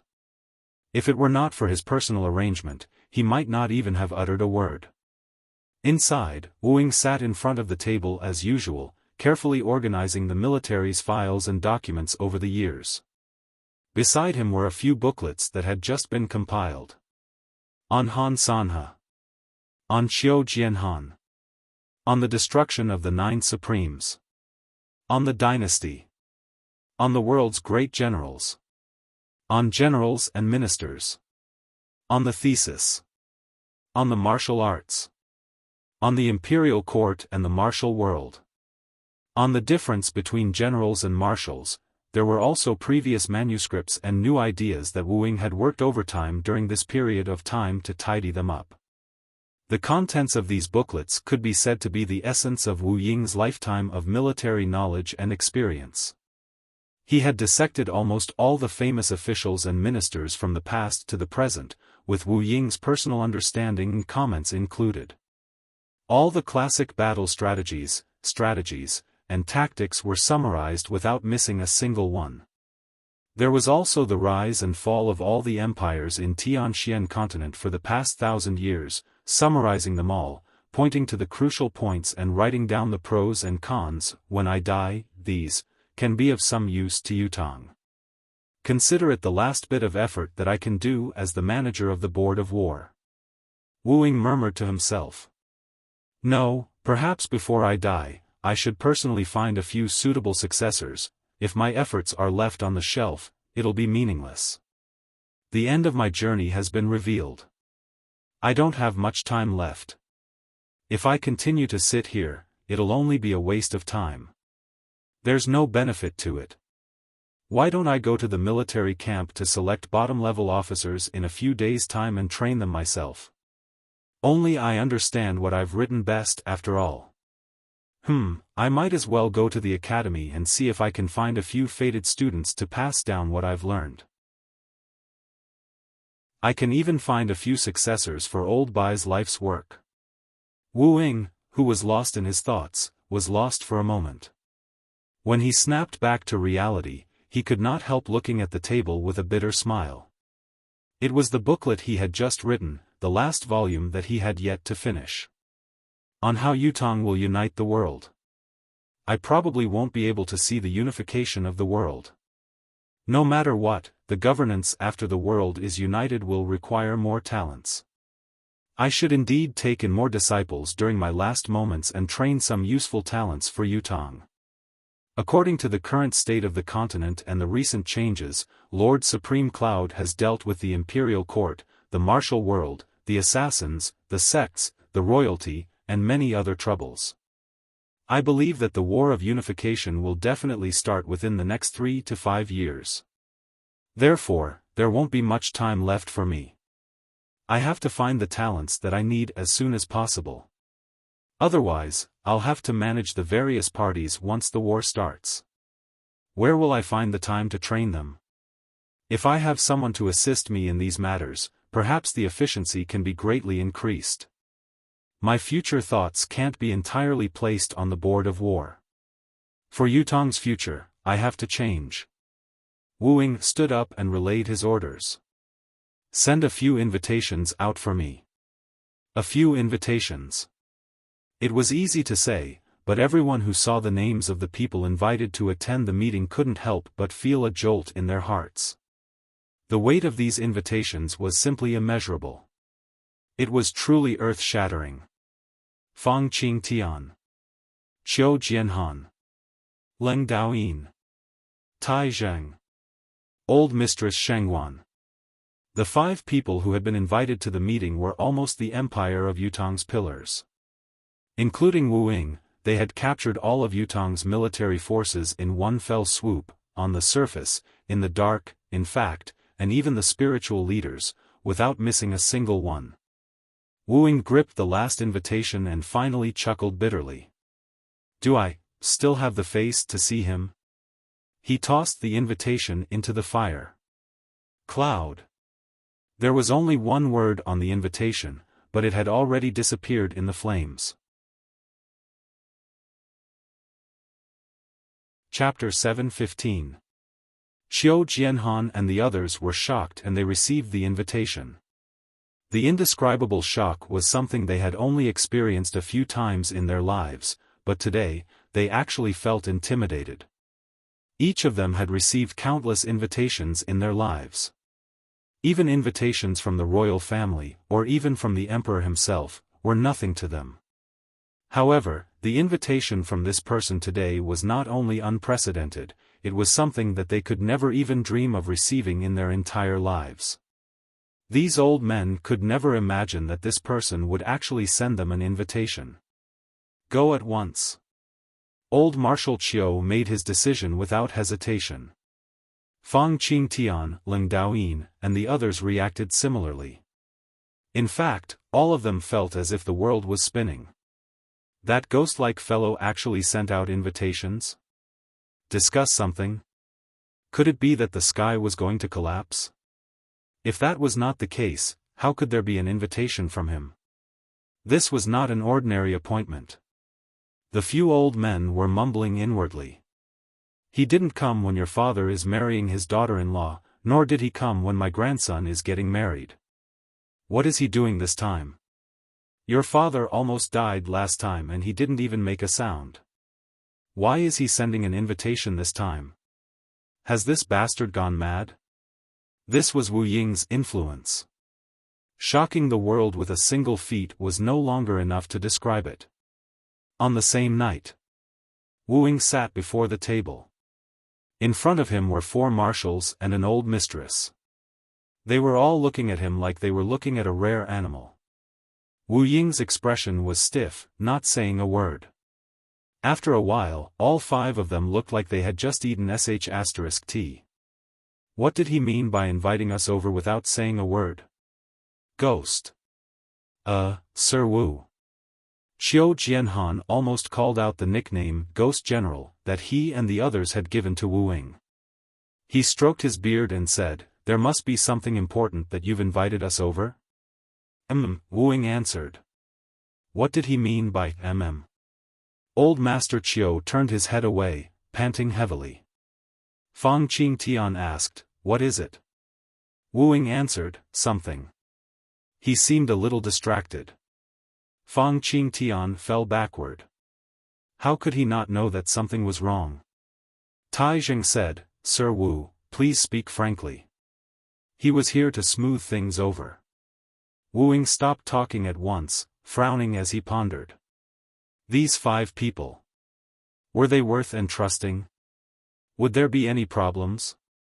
If there was a problem, who would it be?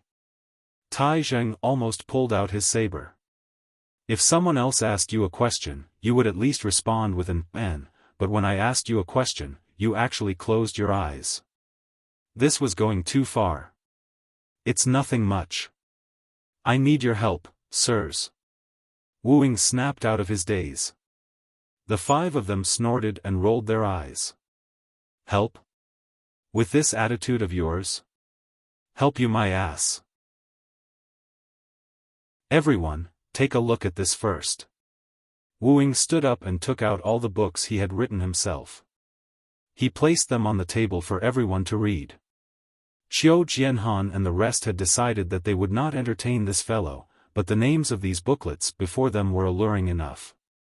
There's actually someone analyzing me? There are even people who analyze their opponents? Curious. Why not take a look first? But with one look, it was incredible. He simply couldn't put the booklet down.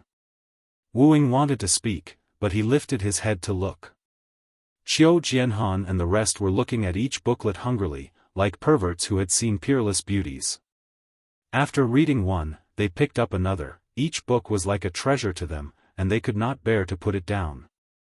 These were the embodiment of true talent, the demonstration of successful experiences. If the dragon-hide treasure map that carried the legacy of the 17th Master of the Abyss was a divine artifact in the eyes of the martial world, then a divine artifact in the eyes of Yutong's military leaders had been born.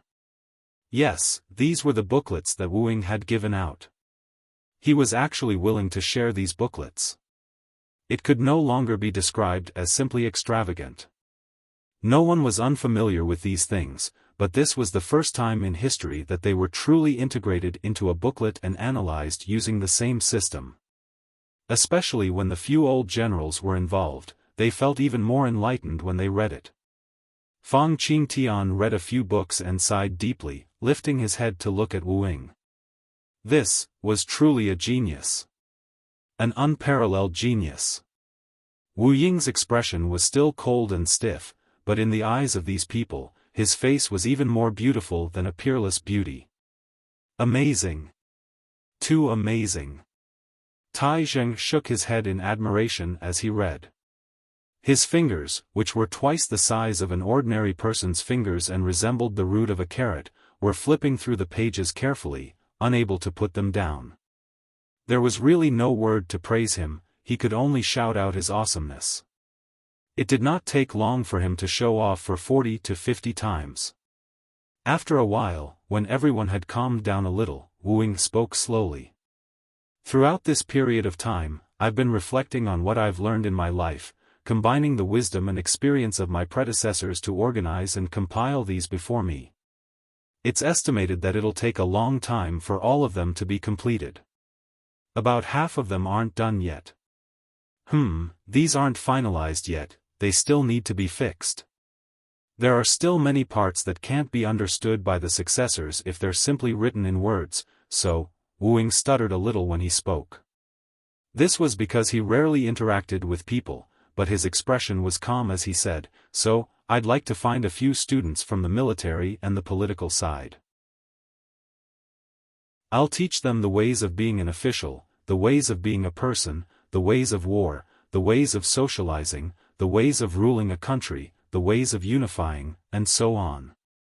The few old generals widened their eyes at the same time, their faces agitated. We agree completely. No objections at all. We'll definitely cooperate fully. As the saying went, a small clue would reveal a big picture. After reading all of this, everyone was even more certain about this ghostly Lord Wu Ying. They had initially thought that this person had the talent to bring peace and stability to the country, but now it seemed that he had the talent to rule the world. He was an all-round talent. He was too amazing. Although these big shots already knew that they might not be able to match up to this ghost general in some aspects before reading these booklets, they were still seniors after all. Moreover, due to his habitual low profile, even if they wanted to promote and cultivate him, it would be difficult for them to do so. However, now that they had experienced Wu Ying's abilities firsthand, the few big shots immediately made up their minds. No matter whether Wu Ying wanted to show his face or not, he had to do so. It was a crime for such a great talent to be buried until now. When they heard that Wu Ying had volunteered to teach students, the few big shots were overjoyed. They were wild with joy. As for whether Wu Ying was boasting, or if he was being too arrogant, saying that he would teach them everything he knew, the big shots did not question him at all. The contents of the books that Wu Ying had given them were already of sufficient weight. There was no way they would question him further. The only thing they needed to do was to support him, to give him their full support. Wu Ying lifted his eyelids and said, "Regarding my students, I have some strict requirements. I'll only teach them if they meet those requirements. Firstly, their family background must be clean. Secondly, their character must be passable. Thirdly." There were more than a dozen requirements in total. However, Qiu Jianhan and the others had agreed without hesitation. There was not a single word of objection, not even the slightest hesitation. It was Fang Qingtian who interrupted hesitantly, "Can the children of our families participate in the selection?" Wu Ying answered, "Even the children of gangsters can participate."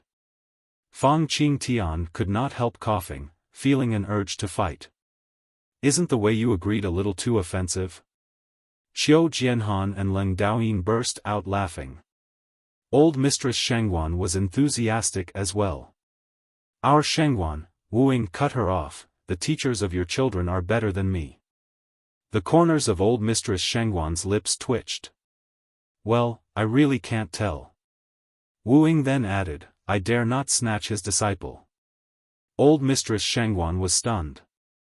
Qiu Jianhan was taken aback as well. Among these people, Qiu Jianhan knew about them, but Wu Ying's words carried a deeper meaning. Yesterday's WeChat winner was Commoner. This name made me dazed for a moment. Actually, none of us were ordinary people. Who can transcend? Eating, drinking, defecating day after day, big and small. Sigh. Chapter 7:16. However, with Wu Ying's ability and talent, it would not be a problem for him to groom half of the empire of Yutang if he were to start a class and take in disciples. The pamphlets that were in front of him were more than enough to prove it. "How many people do you need, specifically?" Leng Daoyin asked. Wu Ying calculated in his mind and said, "There can be 20 people for me to choose from, but no more than 10 can stay. In the end, however, I can only choose one person each for my legacy, one for civil and one for martial." "That's a little too few," Tai Zheng said. Wu Ying rolled his eyes. Humph, everyone understood what he meant. This was teaching from the very beginning. Who knew how much effort it would take? 10 people was already a little too many, how could it be considered too few? However, Wu Ying continued, "Other than the 2 I've chosen in the end, even the other 8 who have been eliminated from my side shouldn't be a problem for them to guard one side, conservatively speaking." The quintet's eyes shone. "What are the specific requirements?" Old Mistress Shengguan was more meticulous in her thinking. "The 2 I value the most need to have a family background." Wu Ying said, "Otherwise, it'll take too long for them to climb up from the bottom." No one had any objections to this. It was a reasonable request to have a high starting point. "As for the other 8, I have no other requirements other than their character," Wu Ying said. "That makes things easier." Qiu Jianhan was the first to voice his opinion. "The few of us will help you be the head examiners. You don't have to worry about fairness." The others nodded in agreement. "Then, I'll have to trouble all of you to help me." Wu Ying bowed faintly and said, "I know that all of you elders are busy with official duties and even more personal matters. I dare not stay for long. Please leave now." Once he said that, the quintet looked at each other, not knowing how to react. F*ck, you invited us here one by one just to give us a mission? You've sent us an invitation, brother. Forget about wine and meat, we can't even get a glass of water when we come here and you're chasing us away. How could there be such a thing in this world?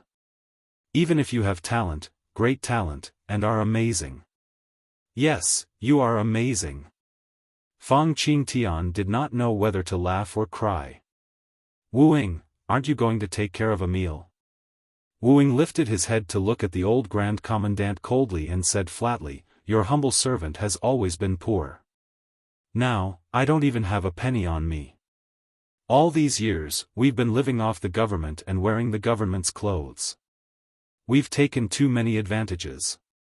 How can we be greedy? The implication was, you want me to treat you to a meal?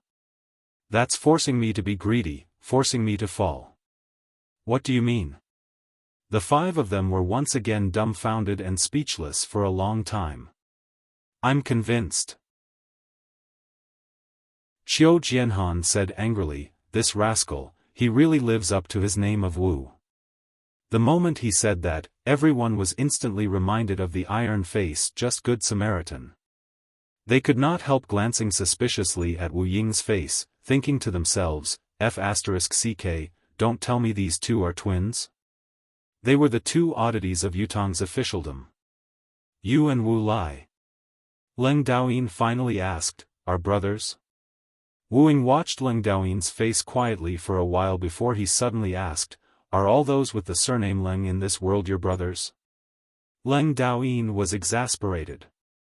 All of them are my brothers. What kind of nonsense was that? Leng was not a big star, but there were millions of people in this world. Who could give birth to so many people? This bastard could really choke people to death with his words. Ha ha ha. Qiu Jianhan was overjoyed. Wu Ying kept a straight face, his expression unfriendly. You may leave. I have something to attend to. The five of them were instantly enraged. Even His Majesty could not speak to the five of them like this. It was the first time in their lives that they were asked to leave like this. The five of them stood up angrily and left, cursing and swearing. Fang Qingtian walked to the door and suddenly turned to ask, that's not right. Your food and clothing are provided by the country. Where is your salary for so many years? Old Grand Commandant Fang's question came out of the blue, but there was a deeper meaning behind it. Yutong rewarded its soldiers handsomely with rations and salaries. Wu Ying's position was extremely high and he was not burdened by his family. His family should be rich, so why did he not have a single penny? Wu Ying replied, it's always been kept in the Board of War's account. This lowly official has never used money, so there's no need to withdraw it. I even have to spend it, it's troublesome. Old Grand Commandant Fang's mouth was agape, looking at this ghost-like fellow like he was looking at a deity. After a long, long time, he closed his mouth with a click and left without a word. There was only one word in his mind, amazing. There was actually someone in this world who did not take a salary just because he was afraid that it would be too troublesome to spend money. The five bosses, who refused to believe it, went to the financial department of the military supplies department and retrieved Wu Ying's salary records. They found out that Wu Ying's salary was indeed not a small sum. He had already accumulated more than 100,000 taels of silver. However, there was no record of him claiming it at all. He was truly a rich man. Qiu Jianhan shook his head and sighed. I thought he was a god who could rule the world, but he's actually a ghost who has gone into seclusion. He probably won't be able to spend our human money in this lifetime. This old man should quickly go work for him. I'll go as well. It's more important to go work quickly. The group turned and walked away, filled with admiration. Cough, I say. I guess Sir Wu won't want the money he's saved in the future. Tai Zheng's eyes glowed. Why don't you give it all to me? Take it.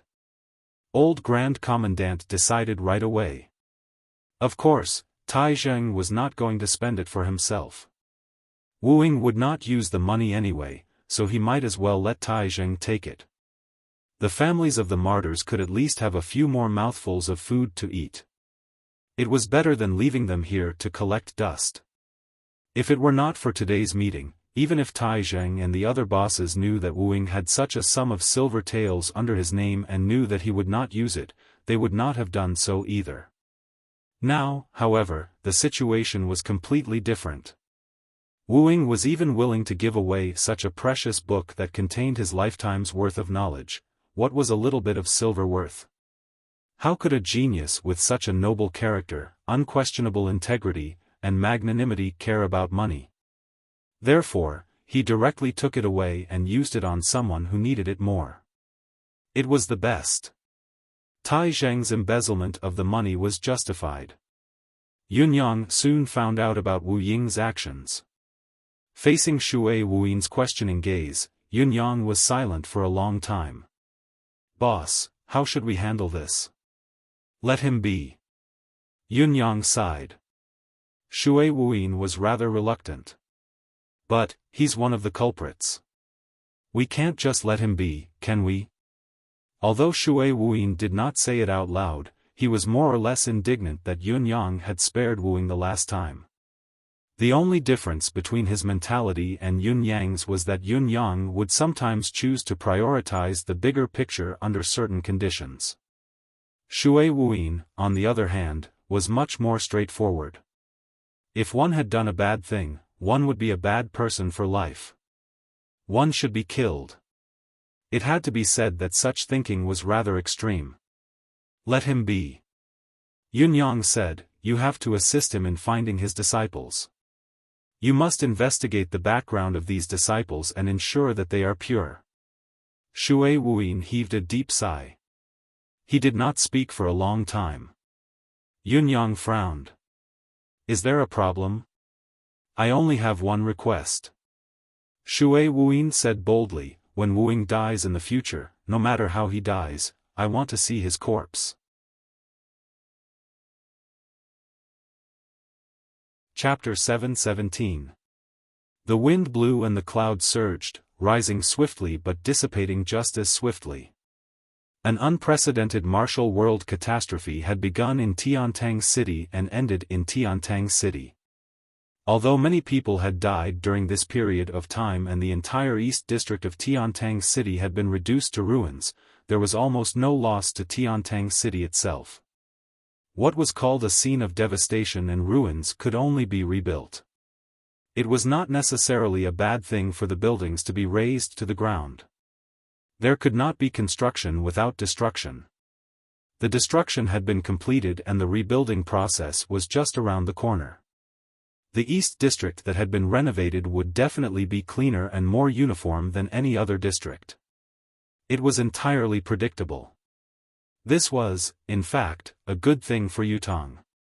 As for the number of casualties, 99% of them were martial artists.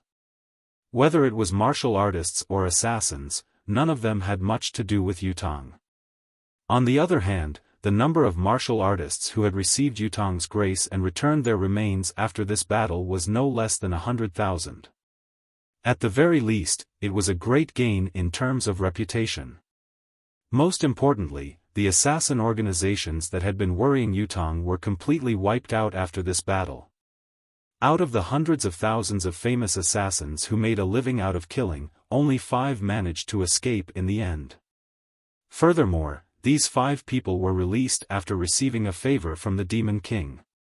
Therefore, to Yutong, there was really no longer a need to worry about assassinations, not almost. From now on, for a very, very long time, it would be difficult to find a market for hiring assassins in the entire continent.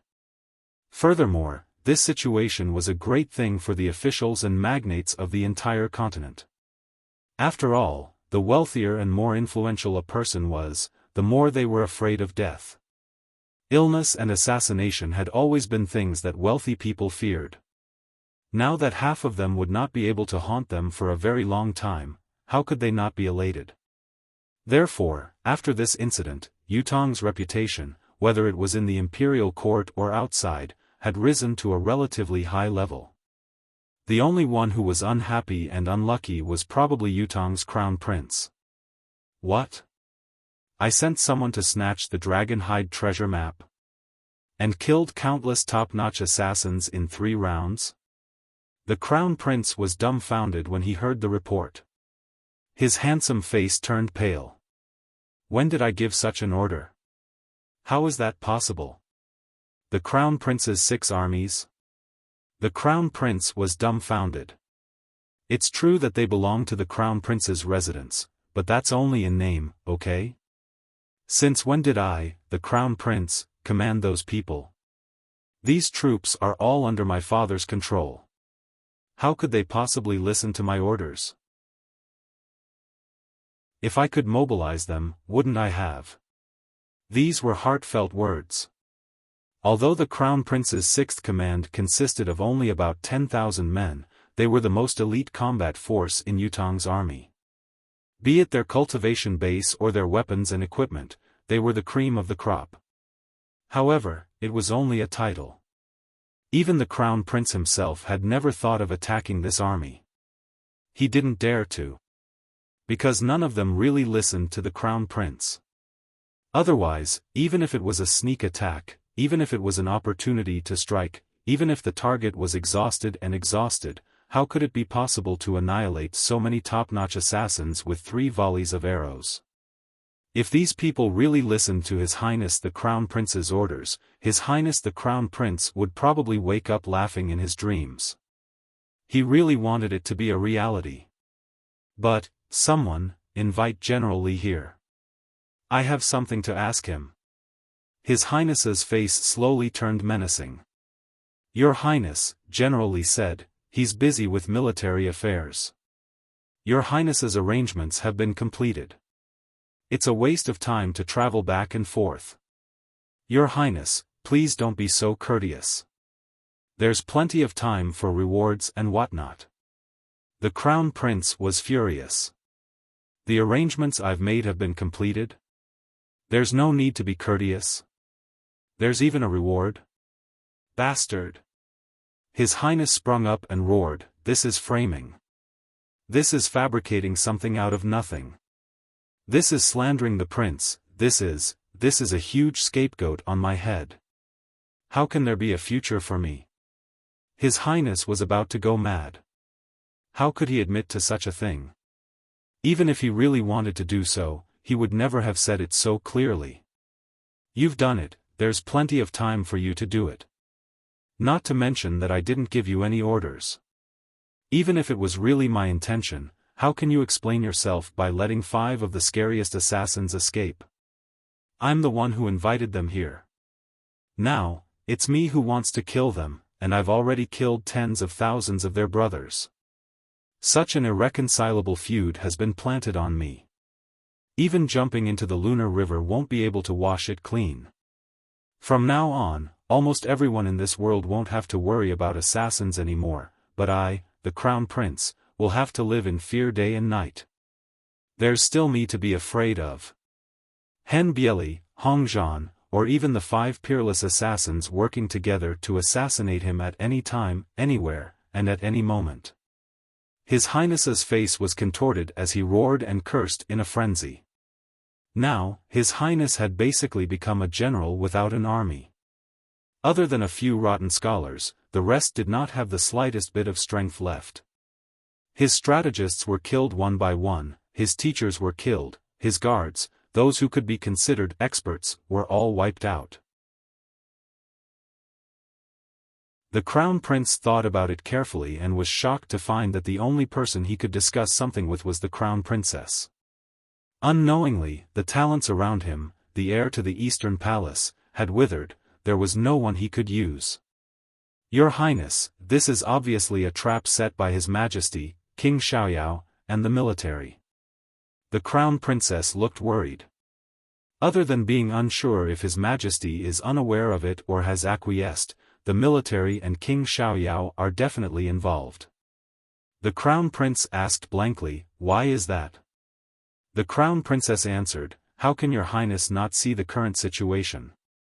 What they're doing is nothing more than clearing a path for someone. Your Highness is the rightful heir to the throne of Yutong. How can you not be their biggest obstacle? The Crown Prince said, That's right. This must have been planned by Yunyang, Taizheng, and the others. They want to force me into a dead end. What a wild ambition. The Crown Princess lowered her head and said, Now that the situation is dire, it's useless to pursue the matter. Your Highness, the situation is clear now. It's over and your position as the heir to the Eastern Palace is fated to be lost. If you continue to force it, I'm afraid you'll have to pay with your life as well. Your Highness, please plan for a retreat as soon as possible. It's more important to preserve your life. The Crown Princess looked defeated as well, but she could see things clearer than the Crown Prince. She knew that her man had no chance of Yutong's throne anymore. If he persisted, it would only be the end of the game. There was no chance at all. Recalling the time when she had just become the Crown Princess, she had dreamed of being the mother of the world and standing side by side with the Crown Prince more than once. Now, no, it had been a long time since she had given up on this extravagant hope. The Crown Prince heaved a long sigh. The problem is, even if I'm willing to defile myself and abandon my position as the Crown Prince, it's hard to keep my life. They've let go of the 5 pinnacle assassins in this world this time, and the biggest enemy of these 5 assassins is me. This battle has cut off my future and my life. The Crown Prince seemed to have aged a lot in an instant. I have nowhere else to go. Chapter 7:18. The Crown Prince was distraught and filled with fear. It was too terrifying. Who knew when he would be decapitated with a single slash and lose his life? Such a possibility had been thoroughly imprinted in the Crown Prince's mind, giving him the urge to cry out loud just thinking about it. Indeed, facing the ambush of 5 top-notch assassins at any time, it was difficult to be safe even if he hired Ling Xiaozui and Gudu Chou as his bodyguards. No matter how good the bodyguards were, they could only protect him for a while, but could they protect him forever? Yet, the enmity between the Crown Prince and Hen Bieli and the rest was irreconcilable. The 100,000 assassins were all dead, killed by the martial artists. However, His Highness the Crown Prince's final move was enough for the 5 top assassins to pin all their hatred on the Crown Prince. Furthermore, it was deeply rooted. The Crown Princess sighed, looking at the Crown Prince pitifully.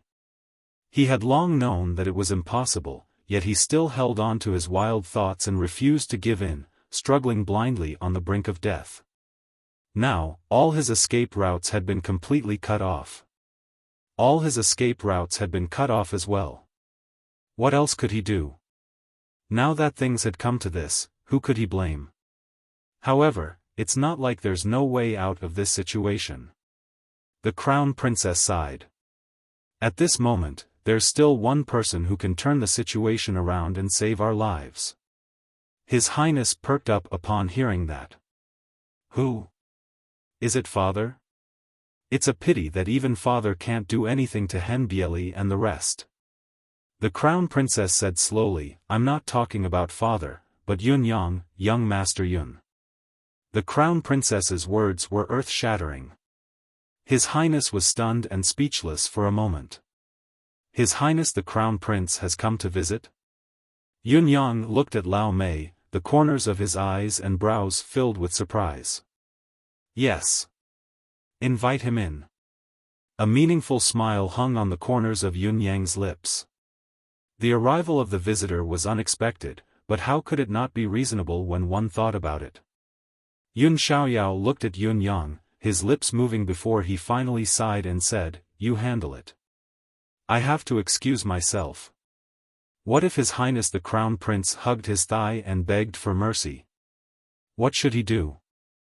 No matter what, he was still the Crown Prince's uncle, his blood relative. Although there is a saying that people need face and trees need bark, isn't it true that a person's conscience is also a sense of shame? Why can't they do it? Yun Yang smiled faintly. Very well, you may go ahead. He said leisurely, I have a lot of experience in dealing with this guy. You only want to live? Yunyang looked at His Highness the Crown Prince in front of him. His Highness the Crown Prince of Yutong was like a rooster that had completely lost its fight, completely devoid of spirit. Yes. The Crown Prince's eyes were lifeless, and he was emaciated. Only 2 nights had passed, but the Crown Prince, who was originally as handsome as jade, suddenly seemed to have aged 30 to 50 years. Even the hair on his temples had turned white. The goal that he had fought for half of his life, he had thought that it was close at hand and within his reach, but in a single night, it disappeared without a trace. His Highness the Crown Prince had never been one with a strong will to begin with. Naturally, he could not bear such a heavy blow. If it were not for Yunyang's life-saving straw, he would have either committed suicide in a few more days or he would have gone mad from depression to insanity. Live. Yunyang mused. The Crown Prince said, I've written the memorial, requesting to be demoted to the position of Crown Prince. I've even found excuses for myself, no talent, no virtue, no character, no looks, no morals, no morals, no morals, no morals, no morals, rebelling against the superiors, bullying men and women, a man's unmentionable illness. His Highness the Crown Prince was really going all out, even using the excuse of a man's unmentionable illness. His sincerity was overwhelming. However, he had to do it. The Emperor had already agreed that the martial world's conflict would take place in the east of the city, but he had ordered to intervene. Although the truth was that he had been framed, the Crown Prince knew that he could not escape from it. With so many people working together, the Board of Military and the government had already joined hands. Even if it was black, it had to be white. There was no need for any evidence, nor was there any hope of turning the tables. The Crown Prince's expression was blank. I only hope that young Master Yun can save my life. Everything else is inconsequential. Yunyang said faintly, I've seen your Highness' sincerity, but there's one more charge that you haven't mentioned. This alone is insufficient sincerity. His Highness the Crown Prince lifted his head abruptly. What charge? What charge? I'll just admit to it. Why didn't you mention a word about the murder of the 9 Supremes? Even if you've listed 1,000 charges, how can you talk about sincerity if you don't mention this? Yunyang's gaze was like lightning, his words sharp as a sword. His Highness the Crown Prince felt as if he had been struck by lightning upon hearing his words. He felt dizzy and his mouth was agape, unable to speak for a moment. He looked at Yunyang in horror, his face pale. Yunyang's cold gaze met the Crown Prince's and said, Don't misunderstand me. I'm trying to trick you.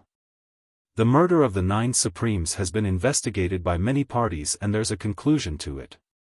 However, you're connected to every single party. Although you've been used by the various forces throughout the entire process, ultimately becoming a passive puppet who has been deceived by the 4 Seasons Tower, who thinks highly of himself, who thinks that he's in control of the entire situation. You think that you're the one in charge of the battle at Tianxian Mountain, but in fact, every step of your plan has been pushed by others, intentionally or unintentionally. However, you've still done this. Your malice towards the 9 Supremes is real, it's not fake at all. The Crown Prince's face was as white as a sheet, his gaze filled with panic. I only have one question for you. Why did you plot against the 9 Supremes? What's the reason? Yunyang asked in a low voice. You are the heir to the throne. No matter how powerful the 9 Supremes are, no matter how reputable they are, the empire they conquer will ultimately belong to you. It can be said that they are conquering the empire for you. Yunyang asked in confusion, why do you want to destroy your own empire? Give me a reason. This was what Yunyang was most confused about. The 4 Seasons Tower's motive for plotting against the 9 Supremes was obvious. However, the crown prince's plotting against the 9 supremes had almost dragged his own country into a swamp and was on the brink of annihilation. This was inexplicable and confusing. The crown prince hung his head low. After a long time, he said hoarsely, I saw Big Brother during the New Year that year. Yunyang frowned. The crown prince covered his entire face. Back then, father had already spread the news a few years ago that Big Brother had died of a sudden illness, but I saw Big Brother, alive and well, outside father's royal study. I was stunned then, stunned for a long time. That night, imperial father was dead drunk. He looked at me, his eyes filled with reluctance and unwillingness. He only said one sentence before he was completely drunk and unconscious. Yunyang sucked in a deep breath. What did His Majesty say? Chapter 7:19. Yunyang's expression changed when he heard the explanation. This was the so-called reason. The emperor had actually let it slip. Furthermore, it had been leaked to someone who should never have known, His Highness the Crown Prince, the party involved. At that time, there was no one else around, and the nearest person was several feet away. Father's words were very vague. No one heard it except for me. But at that time, I was stunned again, just like the moment when I accidentally saw Big Brother. No, I was just panicking and at a loss. Hearing father's words, I felt like I was struck by lightning, unable to calm down. Yunyang sighed. You don't have to go on. He finally understood. Everything was clear now. The emperor had always had such a plan in his heart. Then it was no wonder. Honestly, this plan was easy to execute. As long as the world was unified and the world was completed, this world would belong to Yutong's territory. Then, the eldest prince's identity as one of the 9 supremes would no longer be a secret. The fact that the eldest prince was the leader of the 9 supremes, Supreme Earth, would be a bright light in Yutong's conquest of the world. At that time, all he had to do was to issue an imperial edict at the right time, stating the reason why the news of the first prince's sudden death was spread all those years ago. After making such a huge sacrifice, it was completely logical for the first prince to return and ascend to the throne today. None of Yutong's subjects and people would object to it. There was only one person who was an exception, His Highness the Crown Prince, the heir to the East Palace on the surface. It was then that His Highness the Crown Prince knew about His Majesty's plan. His title as the Crown Prince was only a decoration on the surface. Yunyang heaved a long sigh. Looking down at the old and desolate Crown Prince, he was speechless and conflicted. Should he kill or not kill the Crown Prince? To kill or not to kill, it all depended on Yunyang's decision. Logically speaking, the Crown Prince deserved to die for what he had done. However, if one were to consider his position and position, his choice would be detrimental to the country and disloyal to the emperor, but it was understandable for him. It was only right for the heir of the royal family to do whatever it took to ascend to the throne. It was only right that the winner took all. Come to think of it, it was the Crown Prince's downfall today, but if he had perished at Tianxian Cliff that day and had not saved the poisoned Emperor of Yutong, the position of the next Emperor of Yutong might have long fallen to the Crown Prince. By then, whether Yutong would be annexed or destroyed by other countries, His Highness the Crown Prince would have won the War of Succession. For a moment, Yunyang's thoughts were a jumbled mess. It was difficult for him to make a decision.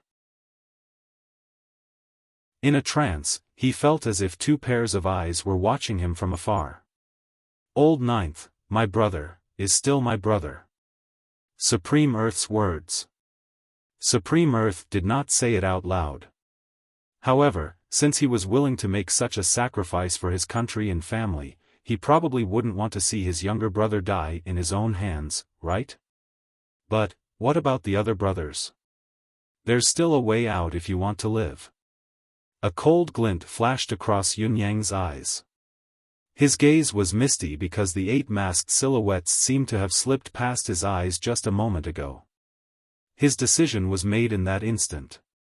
He enunciated each word clearly, no matter what, you have to die once first before we can talk about the future. Having been the Crown Prince for so long, the Crown Prince naturally understood the deeper meaning behind Yun Yang's words. Without hesitation, he nodded and said, I will follow young Master Yun's arrangements. Faking one's death and hiding one's identity to deal with the current situation was the best solution. However, with the Crown Prince's current capability, it would be difficult to complete it, not to mention the countless hidden dangers. However, if this plan were to be arranged by Yun Yang, it would be a completely different matter, the success rate would increase tremendously. At the end of this situation, perhaps His Highness the Crown Prince of Yutong would perish from this world, but he could continue to live. At this moment, the Crown Prince felt that he had understood everything and could feel Yun Yang's kindness and sincerity. Yun Yang nodded and said nothing more. Watching the Crown Prince walk out of the residence of Yun with his back hunched, Yun Yang could clearly feel that this matter had finally come to an end. This Crown Prince who had been a decoration in the Empire of Yutong for years, the heir to the Eastern Palace, was truly disheartened and had no more lingering feelings. However, could it be that I've schemed and schemed so many times just for you to be disheartened? Yun Yang stood with his arms behind his back. Smoke flashed across his eyes, eventually turning into a tinge of viciousness. It was an indescribable menace. Yun Xiaoyao walked out from behind the screen and let out a long sigh. King Yun could not help but let out the desire to sigh in his heart. Yun Yang, what are you doing? What is your ultimate goal after going through so much trouble? King Xiaoyao looked melancholy and puzzled. The situation had basically come to an end. Yun Yang had gained a lot from this battle. He had killed Ouyang Shaoxi, whom he had to kill, and wiped out 99% of the world's top-notch assassins. He had even taken the opportunity to knock down the Crown Prince of Yutong, but the price he had to pay was equally great. Just the Dragonhide treasure map alone had made Yun Xiaoyao wringing his hands and sighing endlessly. Especially now that Yun Yang had shifted the attention of the 5 top-notch assassins to the Crown Prince, it was a beautiful move, but it inevitably made some people unhappy. The some people here were probably referring to the Emperor of Yutong and Yun Xiaoyao himself. What is it? Yun Yang asked with a smile. Haven't you gone too far? The bloodline of the royal family. Yun Xiaoyao sighed. After this battle, the Crown Prince has been completely wiped out by you. The 3rd prince has also been crippled by you, and he's even been driven mad by fear. The 4th prince, although we're at peace for now, I don't think you'll let him go. There's also the 5th and 6th princes. These 2 fellows have been recruiting too smoothly during this period of time. Although I don't know the exact situation, I can still be sure that all of this is your doing. I even suspect how many of their so-called subordinates actually listen to them. Can there be even half of them? I'm not surprised that you've targeted the Crown Prince, the 3rd prince, and even the 4th prince, but the 5th prince is only 13 this year, and the 6th prince is only 12. Yun Xiaoyao said, aren't you being a little too ruthless when you've already started planning to target them? I didn't hide any of this from you, Yun Yang said faintly. Yun Xiaoyao sighed. Yes, if you didn't want me to know, I probably wouldn't even be able to get these tiny clues. So I think you've probably made corresponding arrangements for the other princes, haven't you? It's better to prepare for a rainy day than to nip it in the bud. Yun Yang was still nonchalant about it. Everything you've done is to pave the way for to avoid all possible accidents? Yun Xiaoyao asked. It's true that I've paved the way for him, but it's another matter to avoid all possible accidents, Yun Yang said honestly. After all, there are still some things that I don't want to do. If I were to do all of them, it would be truly paving the way for him. Oh? Yun Xiaoyao asked. Yun Yang waved his arms and said, Actually, the source of these princes' ambitions all comes from the harem. Yun Xiaoyao shuddered when he heard him and exclaimed, "What do you want to do? Don't you dare mess around. My royal brother won't let you do as you please."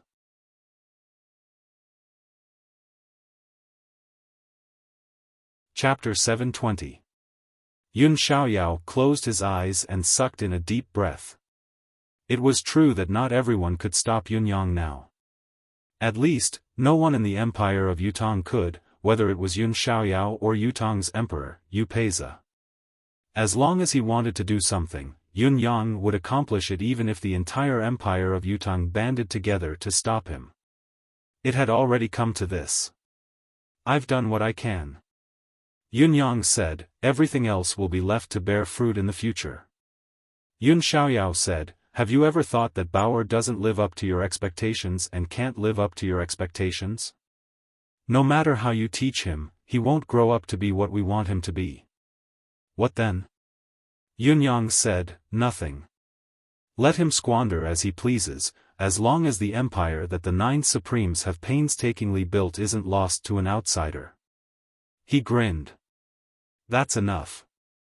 He laughed. "Didn't the elders build the empire and earn the fortune to pass it on to their descendants? If the descendants can live up to expectations, they can defend it and develop it. If they can't, shouldn't they be defeated by him as well?" Yun Yang laughed heartily. "How can the empire that his father and uncle fought for be given to others? When the one who built the empire wants to retreat, who else should the ready-made empire be given to if not him? If not him, who else should be defeated? Besides, like you said, it's still uncertain what he'll look like. Who knows, he might be a saint throughout the ages, a strong grandfather who surpasses his ancestors. Who can say for sure?" Yun Xiaoyao could only sigh after he said that, not saying anything else. "After I die, it doesn't matter how my property and my son are ruined, it doesn't matter." This was probably what Yun Yang was thinking at the moment. Be it carefree or selfish, it was sincere and directed at his heart. Yun Xiaoyao had gone into closed-door cultivation. He needed some time to digest Yun Yang's words. In addition, he was extremely conflicted. Yun Yang had nothing to hide at this point, but a difficult problem had been left for Yun Xiaoyao. Should he tell His Majesty the Emperor? Why was this multiple-choice question placed before him all the time, forcing him to choose? Each time, he had chosen this side. Yun Xiaoyao sighed in his study. "Have the 10 Yama kings and Fang Mafei returned yet?" Yun Yang asked Lao Mei. "No, there's no news yet, but it's still within the permitted time," Lao Mei replied. "Yes." Yun Yang did not speak anymore. He closed his eyes, deep in thought. The next morning, His Royal Highness the Crown Prince submitted a memorial, admitting that he had no talent and no virtue, and requested to be removed from the position of Crown Prince. Looking at the Crown Prince's letter, the Emperor was stunned for a long time. The expression on his face was complicated. There was relief, understanding, pain, and reluctance. But in the end, he waved his brush and approved the request. Then, he conferred the former Crown Prince the title of King Anil and granted him Dragon City. Dragon Sealing City was located in the south of Yutong, 27,000 miles away from the capital, Tiantang City. It would take at least a year for an ordinary person to go back and forth between the two places. His Majesty considered it for a long time before issuing another order: depart for the fiefdom within a month. After that, he was not allowed to return without the imperial edict. From receiving the request, approving the request, conferring the title of king, and assigning the fiefdom, there were few obstructions throughout the entire process. His Majesty did not even ask for the opinions of the officials. It was as if he was just going through the motions, asking a few questions and deciding everything. It was a completely arbitrary decision. Many of the officials in the imperial court were puzzled, but those who were truly in high positions took it as a matter of course and had no doubts at all. They did not get involved throughout the entire process and did not speak a word. They did not even say a word to mediate the situation. This was a first in the history of Tianxian continent. It was unknown if there would be no one to repeat it, but it was definitely unprecedented. When Yun Yang heard the news, there was no change in his expression. He could only smile faintly. His Majesty has really put in a lot of effort. He's trying to protect his son's life. Shengguan Lingxiu, who was beside him, said, His Majesty is a parent as well. This is only reasonable. It's not surprising. Yun Yang smiled and said, But not everyone can protect the second prince's life. His Majesty's painstaking effort will inevitably be in vain. Forget it, let's go see Bao, and the rest. It's been a while since I've trained with them. Do I need to explain that the second prince is the dethroned crown prince? In the backyard of the residence of Yun. Bao was still young, still a child, but he had grown a head taller in this 1 year. He already looked like a young teenager. At this moment, a little person dressed in a white brocade robe was holding a book in his hand, his eyes glued to it without blinking. Beside the little person was a teacher who was explaining in detail to him. Behind Bao, there were a few other children who were reading as well. However, their frowns were a clear indication of their dislike of books. Prosperity, the people suffer; death, the people suffer. Bao recited and said, Since prosperity and death are all suffering, how can one not suffer? Beside him, the scholar smiled and said, Prosperity and death are all suffering, they have different meanings. Death, of course, doesn't need to be considered. It's the fall of a nation, of course, suffering. Prosperity, however, doesn't mean prosperity, it means rising. Since there are people who rise, there are people who fall. Similarly, the rise of a nation will be accompanied by the fall of another nation. This process is all suffering. Therefore, prosperity and death are all suffering. However, if a nation can be at peace for a long time, the people won't have to suffer. The hearts of the people are the most simple. As long as they have food to eat, they won't complain about suffering. Then, how can a nation be at peace for a long time? Bao frowned, his young face filled with doubt and pity. How can everyone have a good meal? A clear voice rang with a smile, Peace and stability for a long time is a huge problem. It requires at least the efforts of a few generations. It was Yun Yang's voice. Uncle Yun. Bao called out happily and was about to charge towards the voice.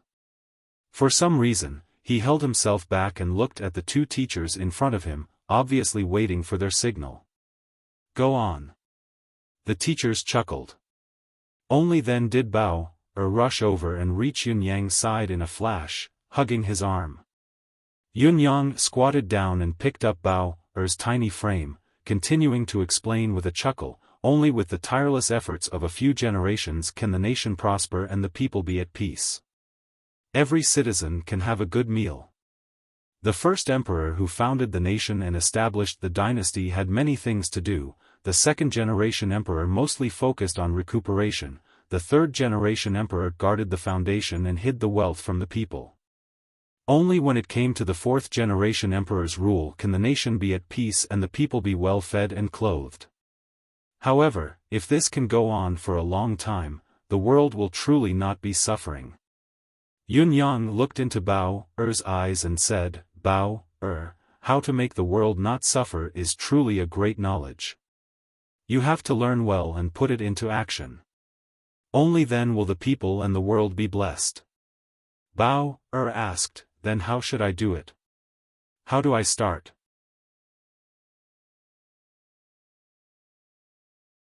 Chapter 721. Bao asked in bewilderment, wouldn't it be exhausting to learn so much? Yun Yang could not help but chuckle. It's only natural for a superior to know more. Of course, when the time comes, you only need to do one thing. Bao asked, when? Which knowledge? Yunyang smiled without saying a word. After a while, he said softly, "Actually, the world is a family.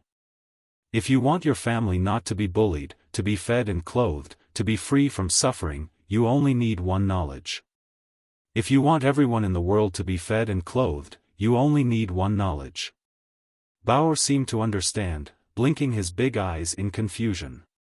The two teachers did not comment on Yunyang's teachings, but they looked like they were listening attentively as well. Hearing Yunyang's words, however, they were suddenly shaken. Of course, they understood what Yunyang was saying, but there were some things that they dared not say.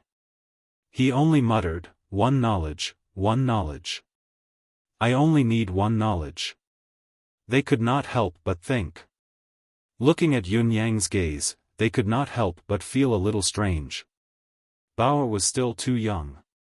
Yunyang had long prohibited him from getting involved in politics. What Yunyang was doing now, however, was planting seeds in Bauer's heart, becoming one with him, waiting for them to sprout and grow.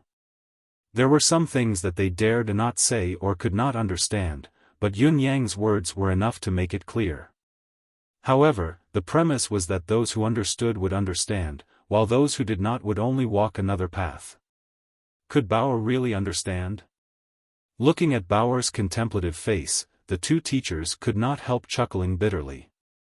Understand? Only now did he realize that as teachers, we really don't even dare to ask the three words, "Do we understand?" Bauer, you only need to know that the word home is enough. To an ordinary citizen, home is a family of 3 or 4 people. To a king, what is home?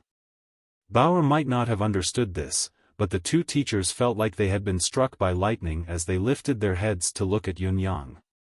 It was confirmed.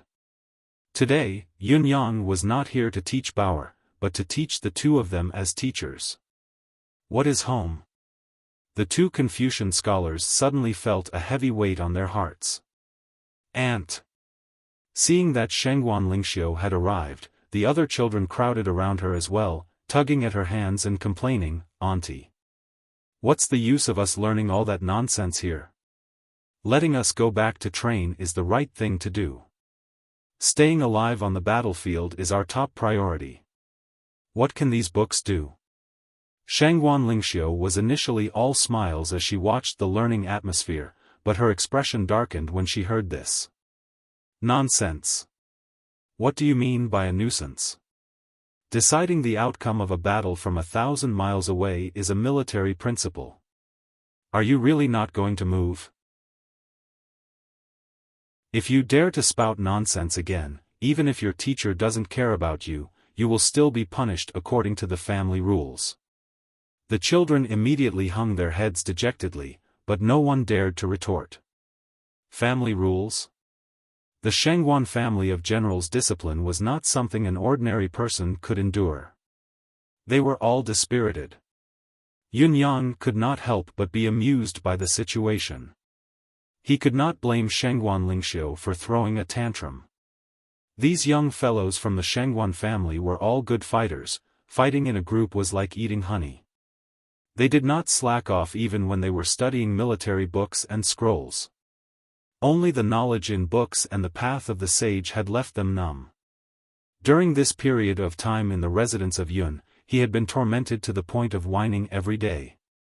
Even if there was some improvement, the improvement was extremely limited and negligible. They were indeed the children of the Shengguan family of generals, living up to the name family of generals. There's no rush. There's no rush. Yunyang comforted her. The heirs of the Shengguan family of generals should have the Shengguan family's nature. The reason I've taken them in here is firstly to learn as much as I can, secondly, to pave a new path for their future. Thirdly, it's to train their temperament. There are actually other reasons, but it will only be beneficial to them. There's no need to be overly concerned about their nature. After all, their positions in the future will be in the board of military or the battlefield. Yunyang said, besides, the Shengguan family of generals will have no worries in the future. No worries in the future. Shengguan Lingxiu mumbled the words, unable to hold back a mixture of sadness and joy. No worries in the future. How many years had it been since the Shangguan family of generals had struggled with these words like a nightmare? Now that it had been completely resolved in Yun Yang's hands, they no longer had to worry about the future. It was a permanent solution. Recalling the new path that Yun Yang had mentioned earlier, the Shangguan family of generals might really be able to prosper forever with the foundation that these young fellows had laid here in the residence of Yun. Of course, there was still a precondition: no rebellion. Putting everything else aside, just the childhood friends that the Shangguan family of generals had with Bao would not be a problem. Therefore, Shangguan Lingxiu, who had always shouldered the heavy responsibility of the family of generals, could finally let go of the family's burden. The sudden feeling of relief almost made her cry tears of joy. Among these 6 nephews of yours, only 4 of them can really go to the battlefield in the future. Yun Yang spoke to Shangguan Lingxiu through voice transmission. The other 2 are the ones who play dumb. It's best for them to be in the board of military in the future. You understand. You understand. How could Shangguan Lingxiu not understand? She spoke to Yun Yang through voice transmission, choking with sobs. I understand, I really do. I'm already very content now. But do you know, how I wish that the number you're talking about could be reversed. Yun Yang was speechless. The 3 children of the Shangguan family of generals came forward together, very angry. Auntie, you're crying. Who bullied you? Let's go beat him to death. Another one was hesitant, stopping there and pretending to read a book. The other 2 glanced at each other before lowering their heads to focus on their books. Yun Yang and Shangguan Lingxiu watched closely as the 6 children reacted differently in the face of the sudden incident. They all had different expressions. Yun Yang's expression was one of deep thought. Shangguan Lingxiu was comforted. Only Bao rubbed his palms together and said, "Who dares bully my uncle?" Shangguan Lingxiu rolled her eyes. Bully your uncle? Would the entire continent's population be enough? In the palace, His Majesty had purposely asked Qiu Jianhan to stay after handling the national affairs. Since the Battle of the Fortress of Resilience, Qiu Jianhan had been in a coma. Every time His Majesty wanted to talk to someone to relieve his boredom, he realized in shock that he had no one to keep him around. He had been rather lonely for quite some time. Now that Qiu Jianhan had finally woken up and had fully recovered, the emperor could not help but revert to his usual self amidst his delight. Perhaps, he had summoned old Marshal Qiu more frequently than before, asking him to stay for a chat almost every day after the court session ended. The situation made Qiu Jianhan groan incessantly. Who could stand having to work overtime every day? Others could knock off at the appointed time, but he had to work for a few more hours every day. It did not seem to be a good thing to have too much of the emperor's grace. You often ask for this old man's company, but why don't you give me a higher salary? You're ordering me around for nothing, Qiu Jianhan grumbled inwardly, but his face was serious. What orders does your majesty have? I am strict in everything, and follow the law in everything. I have no mercy. Can the second prince's life be spared? His Majesty was an understanding man, going straight to the point. I'll say a few extra words here. Words from the heart. Country. Family. I've been a soldier, I've been educated, but I don't understand this problem myself. Therefore, this chapter is not a lecture. I think I have 2 points. If the country needs me, I can go to the battlefield and do whatever it takes. If the family needs me, I can do whatever it takes, even if I have to go against everything. Therefore, I'm a little lost when I write this. When my family is bullied, I can do whatever it takes, even if I have to suffer for it. There's no doubt about this. If the country is bullied, I feel that, to a certain extent, I'll give it all. However, when it's not to a certain extent, I might have the thought of peace. However, when I think of it this way, I feel that it doesn't match the theme of this book. Yet, this is my true self. Writing up to this point is also the end of my career's confusion. Therefore, the next book will not be about family and country.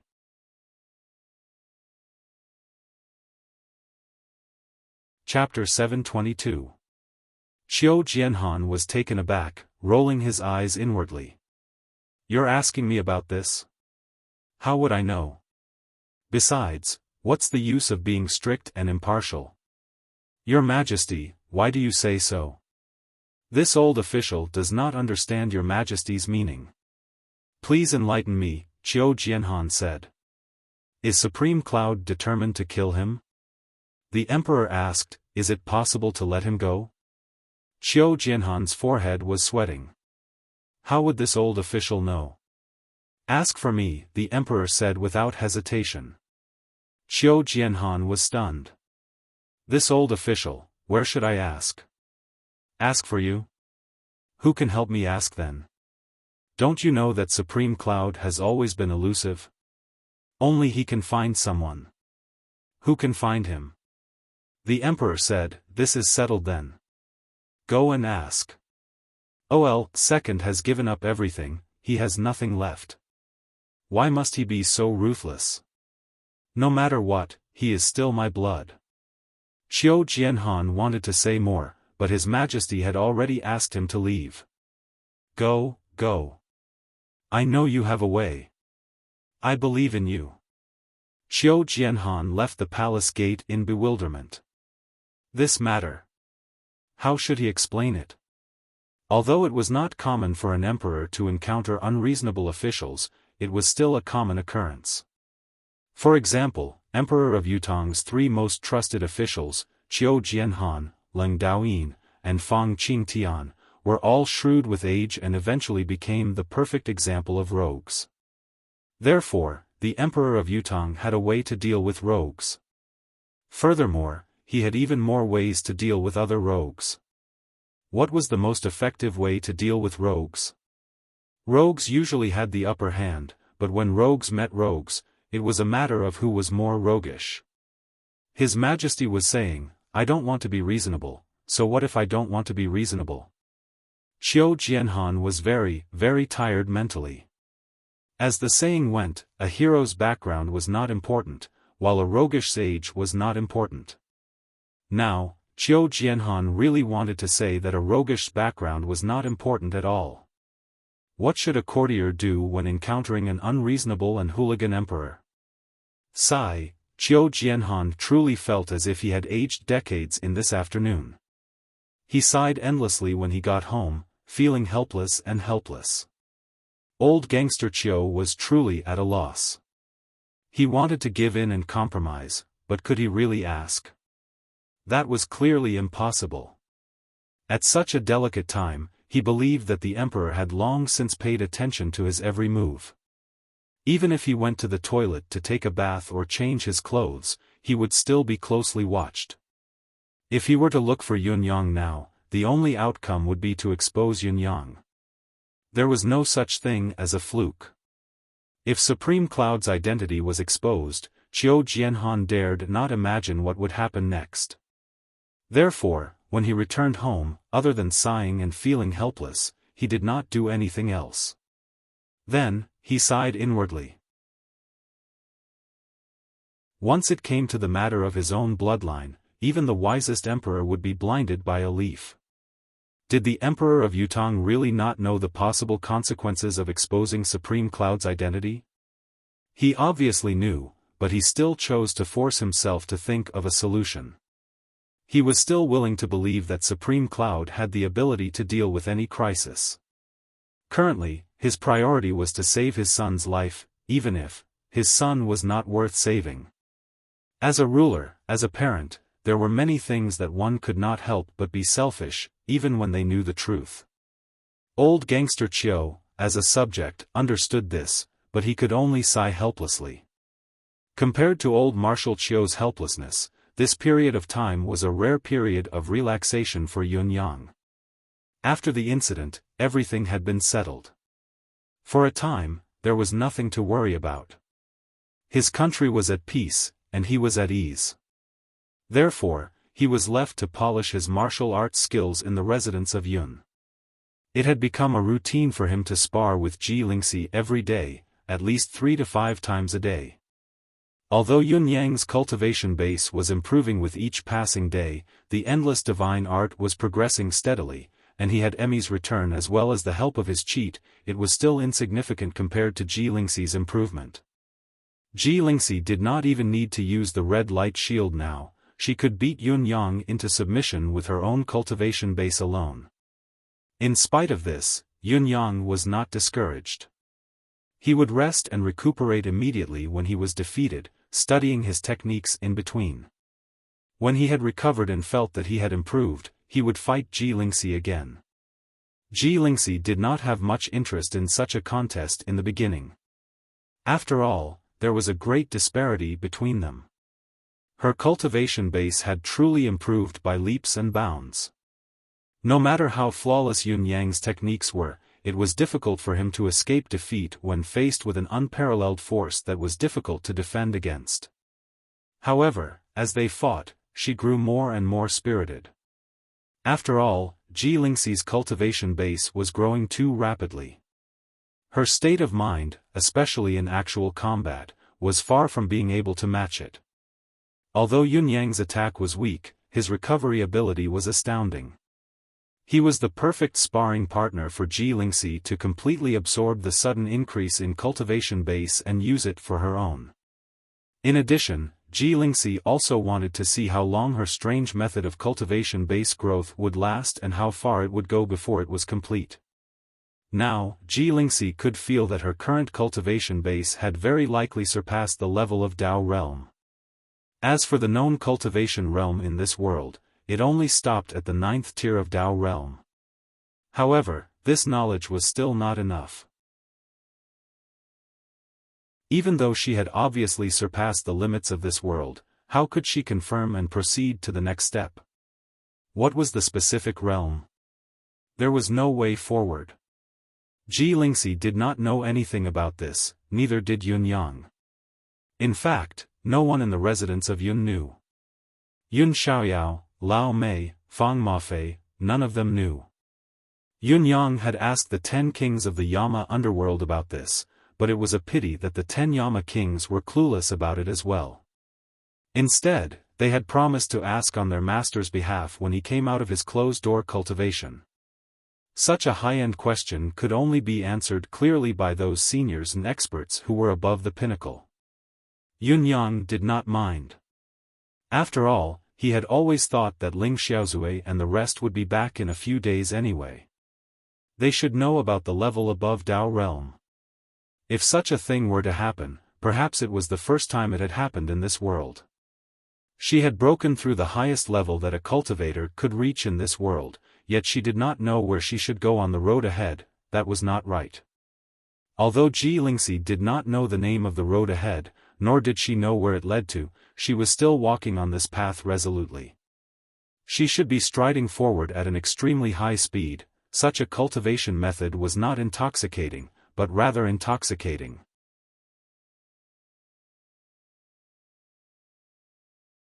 Chapter 723. Yun Yang was not someone who would always be abused. Although he was destined to be unable to do anything to Ji Lingxi in the short term, he could still do it to others. When the beatings were too much for him, he would find a softer way to retaliate. First, it was Dong Tianling and the other 3 young masters, along with all of their guards, who ganged up on Yun Yang. However, this formation had only lasted for a day before the 4 of them hung up the no-challenge sign and played dead on their beds. "I can't take this abuse anymore." Yun Yang's words of, "You're all going to do great things with me in the future, how can you be so lazy? Get up," were met with a snort of contempt from the 4 noble young masters, completely ignoring him. "We've never had such great ambitions. From the very beginning, we've been most interested in eating and waiting to die in this world. To be able to level up happily and comfortably has already exceeded the limits of our greatest pursuit. Popinjays? What's so bad about popinjays? Looking at the world's popinjays, who else dares to say they're on par with the four of us other than you, boss? We're content, we're always happy. Boss, please spare us.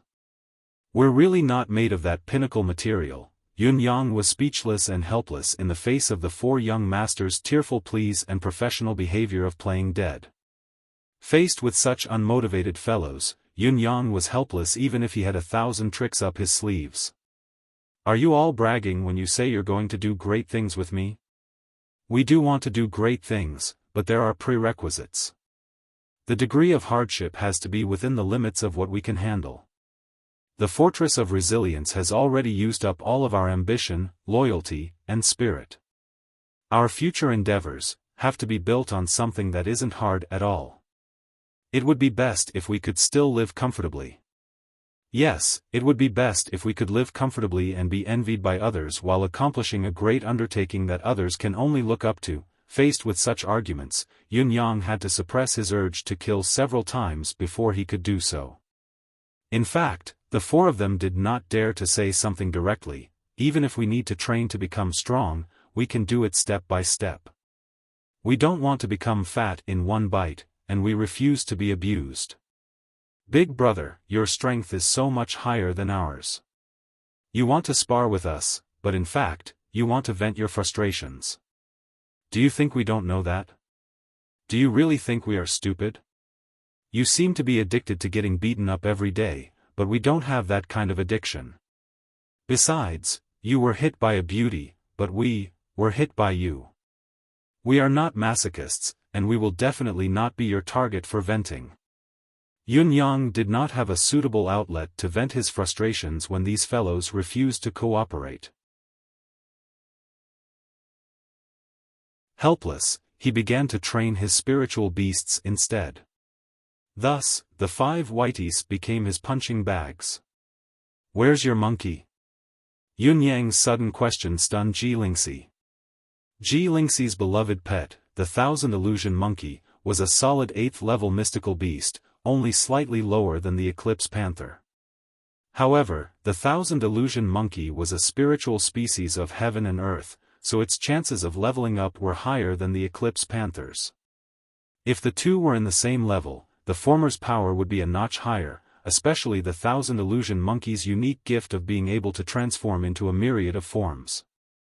Didn't I tell you? Ji Lingxi said, I sent the monkey out to look for something. Only the monkey can find something like this. Look for something? What is it? Yun Yang frowned. Oh, it's the beauty herb. Cough, one of the main ingredients of the exquisite monkey wine. Ji Lingxi's words were evasive, and her subsequent explanation was obviously an attempt to cover things up. Beauty herb. Yun Yang chuckled strangely. Ji Lingxi's embarrassment turned into anger. What are you laughing at? Are you itching again? Nothing, nothing. Yun Yang kept his mouth shut tactfully.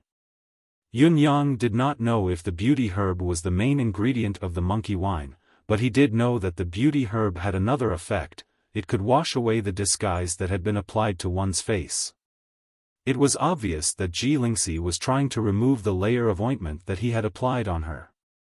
The reason she had used the ointment to disguise herself that day was mainly because of the threat from Lei Dongtian. However, with Ji Lingxi's current cultivation base and ability, dealing with Lei Dongtian would be like playing a game to her. She could kill him with a wave of her hand, so there was no need for her to worry anymore. There was no longer a need for the disguise ointment to exist. The ointment's effective time is coming to an end. It'll disappear in a few months at most. Why waste time looking for the beauty herb? Yun Yang's EQ was too low, so he spoke his mind. Ji Lingxi was enraged at once and sparred with Yun Yang again. Shengguan Lingxiu, who was standing on the side, burst out laughing. She finally felt that Yun Yang did not understand his daughter's thoughts at all. His EQ was so low that it was insanely low. It was obvious that Ji Lingxi wanted to restore her original appearance as soon as possible, but what was the point of restoring her original appearance? As the saying went, a man would die for his bosom friend while a woman would dress up for the man who loved her. Ji Lingxi wanted to restore her beauty as soon as possible, so of course, she wanted to show it to Yunyang. However, not only did this fellow not appreciate her kindness, he had even exposed her daughter's thoughts in front of everyone. It was intolerable, unbearable. If you don't get beaten up, who will? Shengguan Lingxiu was delighted. Today, Yunyang seemed to have decided on one thing, to poke at her sore spot. Then, what about your little wolf? Ji Lingxi's expression darkened, her eyes rimmed with tears. He was beaten to death by Lei Dongtian the last time. Yunyang's expression darkened as well. Hearing Lei Dongtian's name again, Yunyang could not help but sigh. King waited for you to send resources, medicinal herbs, medicinal pills, and medicine over. Why did this fellow disappear just like that? Did he say he was here for revenge? Ever since he left here the last time, he had disappeared without a trace like a bird killing a rabbit. Could he have died on the way? Yunyang mumbled. Compared to Tiantang City's peace and tranquility, the turbulence in the martial world was still unfolding. Starting from Tiantang City, it extended to all corners of the martial world. It was another tens of thousands of miles of pursuit. When Yunyang had tossed the 2 pieces of treasure map, they had curled up into a ball. Therefore, during this period of time, no matter whose hands they ended up in, they were still intact. No one was foolish enough to separate them after obtaining them. Within this short period of time, the 2 pieces of treasure map had changed hands dozens of times. Along the way, countless mountains along the way had been smashed to pieces. Countless martial world people had participated in this battle. The sea of people fought from the south to the north, then from the north to the south. It was a frenzied battle.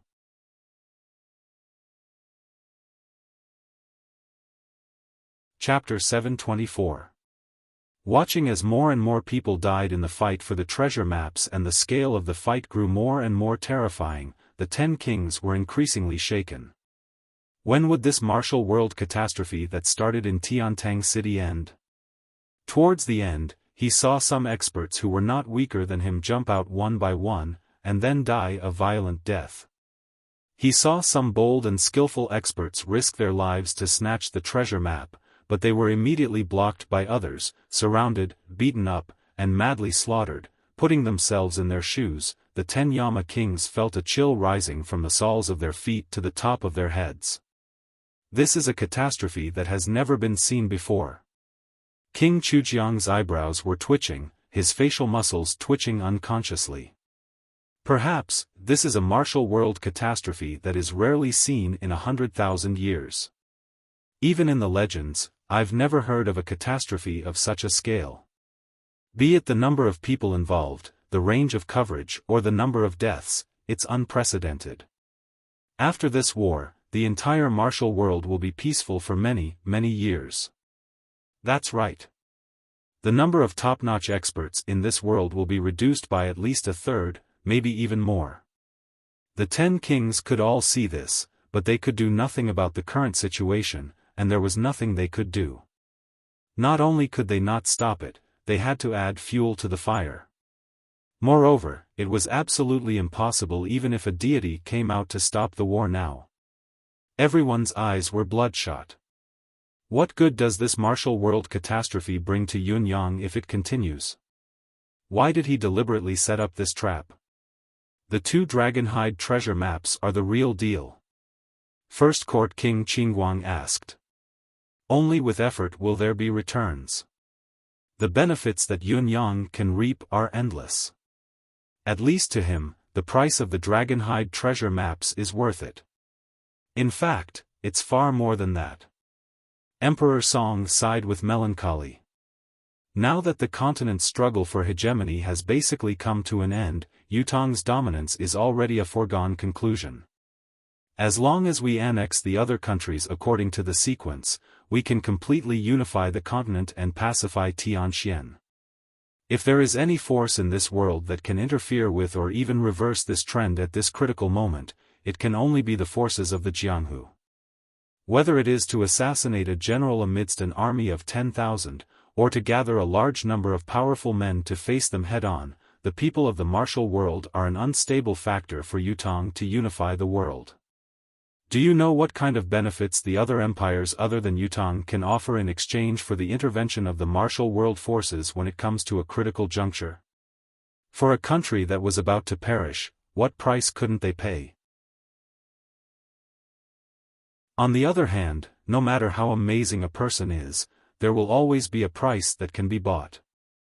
At the last moment, the higher-ups of the various countries will definitely think of this method to reverse the situation. And before the war to unify the world begins, I'll first stir up a calamity in the world of martial artists that is sufficiently shocking, enticing, and influential. I'll use it to greatly injure the martial artists. It might be a little cruel, but it's a great move. Yun Yang's initial plan was to eliminate the biggest threat, the assassin organization that only cared about money and not people. It was even better. More than 100,000 famous assassins were destroyed in a day.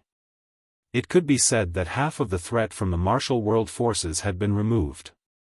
Assassins have always been the greatest taboo in an army of 10,000. Up until today, the martial world's people are still fighting one another. The more they fight, the more their strength is damaged. Then, they will have less and less ability to participate in the war to unify the world.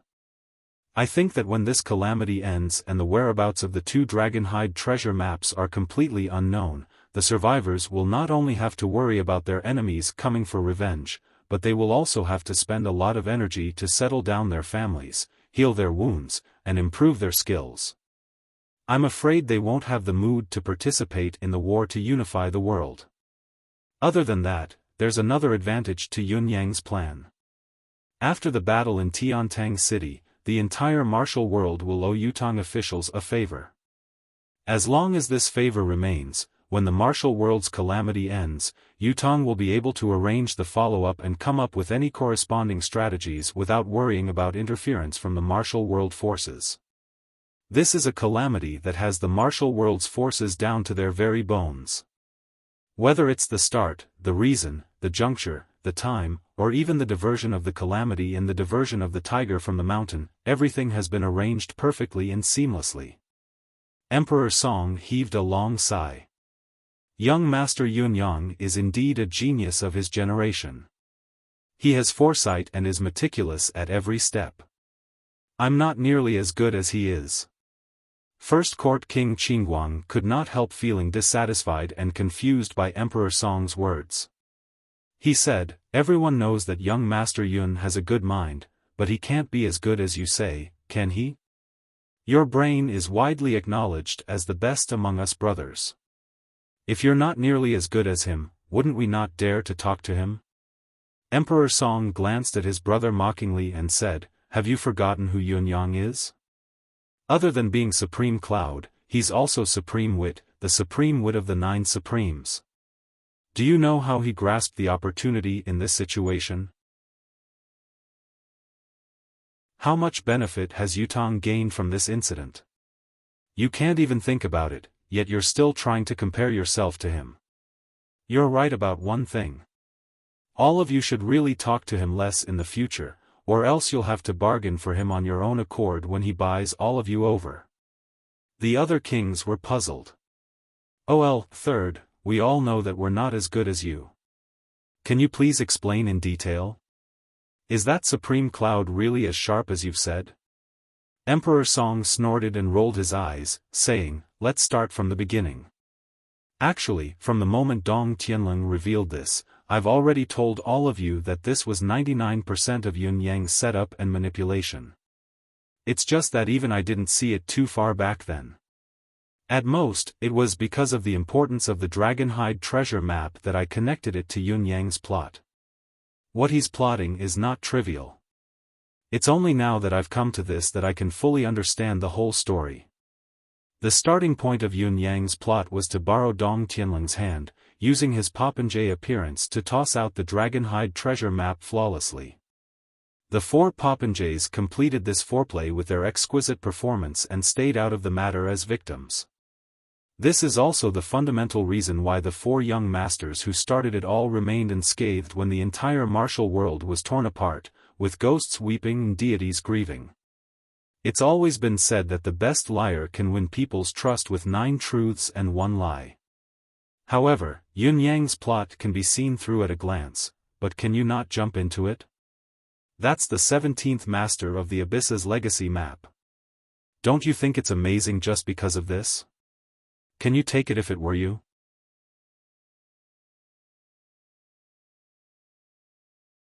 Chapter 725. Where have those pinnacle experts gone? Are they really not tempted by the 17th master of the Abyss's legacy? The answer is obviously no. Needless to say, everyone knows the names, Dugu Chou, Ling Xiaozue, Mr. Nian, and the other experts of the Four Seasons Tower. Of course, there's also Jun Moyan and our old master. Even so, there shouldn't be more than 10 people. Is there any objection to this number? Logically speaking, there's a high chance that all of these people will show up. Then, one of them will seize the opportunity and take the secret map.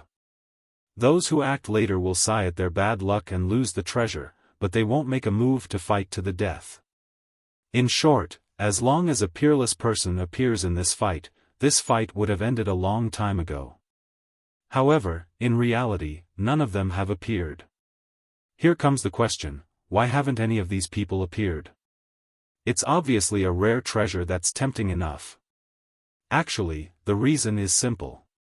Ling Xiaozue, Dugu Chou, and the rest left the residence of Yun not long ago. Their target was Mr. Nian. If I'm not mistaken, there's a high chance that those pinnacle experts are restraining each other now. They don't have extra energy or time to come here. They might not even know that the martial world is already in such a state. There's no one who can make the final decision. Everyone can see this, so the opportunity has appeared. To these people now, this is an opportunity that belongs to everyone. Without pinnacle experts, such an opportunity is hard to come by. Too many people are overconfident, thinking that they're the destined owner of the treasure map. Naturally, they swarm forward together, forming the most formidable force. Then, they make use of the personal intentions of this force to limit this battle to Tiantang City. Is this timing accurate? Why didn't Ling Xiaozue and the other pinnacle experts appear? How would the ordinary martial world people think about the specific reason? They only know that this is an opportunity, so they go forward with all their might. That's why the stalemate is here. Everyone shares the same thought. This further facilitates Yun Yang's plan, gathering all the hidden threats of the martial world that could affect Yutong's unification of the world, thus eliminating them in one fell swoop. Doesn't Yun Yang know that those assassins were hired by the Crown Prince and the princes? Targeted at him? He knew it better than anyone else. However, he kept delaying and didn't fight them head-on. He kept maintaining the unhurried situation, making it difficult for the assassins to take advantage of him. In the end, he was able to deal with them in one fell swoop when the incident broke out. Then, with the military's assassination of the assassins, the plot continued and the Crown Prince was dragged down from his throne, further worsening Yutong's internal threat. And this time, we're directly solving the national crisis. Not to mention, he even schemed to kill his greatest personal enemy, Ouyang Shaoxi, in this incident. He has laid out layers upon layers of schemes, and every step he takes is alarming. From what I can see, Yun Yang has considered every aspect when he set up this game. He has grasped every possible change within his grasp. Even our concourse of the underworld is within his plans. Why are we within his plans too? What does this mean? Could he have schemed against us? We're allies with him. If he schemed against us, it would be his fault. The hot-tempered king of Chakravarti grumbled. Sigh, honestly, Yun Yang can't be blamed for this scheme. We're considered an unexpected variable in this battle, but it's also the biggest variable. Because we're strong enough, the chances of us obtaining the Dragonhide treasure map will be difficult to match once we join forces. Of course, the most important thing is that we don't care about the Dragonhide treasure map. Even if we have the chance to obtain it, we'll still hand it over to Yun Yang eventually. There's a high chance that Yun Yang has considered and arranged this from the beginning. Otherwise, why would he promise us a chance to leap forward and the matter is over? This proves that he has long discovered a place similar to a Yin Qi palace, a place with unusually dense Yin Qi. He has indeed chosen the most suitable time to release us. He has allowed us to do the dirty work and attract all the subsequent attention, but there's only admiration and not the slightest bit of hatred. Furthermore, we can continue to work together in the future, and our relationship might even grow closer. Because we each take what we need, the benefits are great. Emperor Song chuckled. Looking at it now, can you all see it? Now, the martial world is at peace, the imperial court is stable, there's nothing to worry about, the military and government are united. There are no traitors within, no strong enemies outside. The army is strong, the steeds are strong, and the generals are as numerous as the clouds. In addition, even the hidden threat of the fight for the throne has been eliminated. If Yutong still can't unify Tianxian, it'll be the strangest thing in the world. Come to think of it, the price that young Master Yun paid for this setup was ultimately those 2 maps. Moreover, he had taken a stroll in the martial world and returned them to his hands unscathed in the end. It was truly a great profit without any capital. Such calculation, such strategy, to have all the heroes in the world in the palm of his hand, how terrifying is that? Emperor Song let out a heartfelt sigh of admiration. King Qingguang shook his head and said, "Admire later. How can you be sure that these 2 maps were taken by young Master Yun? Also, how can you tell that we'll definitely be able to take these 2 maps back?" Emperor Song looked at his brother like he was looking at an idiot. The other kings also looked at him like they were looking at an idiot. They sighed at the same time. I have nothing to say to someone with your level of IQ. The average IQ of the Yama kings of the 10 halls was pulled down by someone. The one who said this was the king of equality. His face was filled with a sense of superiority. There's no doubt about this. My foolish brother, stop asking questions, it's embarrassing. King Chujiang sighed. What are the kings of the concourse of the underworld best at? It's none other than concealing our tracks. This fight is finally coming to an end. As long as no powerful figure appears, this treasure map will be ours for sure. Everything is just waiting for us to enter the battle. I can say with certainty that those who can make the final decision are now restrained by each other and are destined to miss this battle. There's no doubt about it. Emperor Song said decisively, "We'll make our move tomorrow and take the treasure map back. We'll end this scheme once and for all." The others nodded in agreement. They all looked impatient. Yun Yang was in a hurry to retrieve the treasure map, but they were also in a hurry to improve their abilities. First Court King Qingguang scratched his head and said, "I see."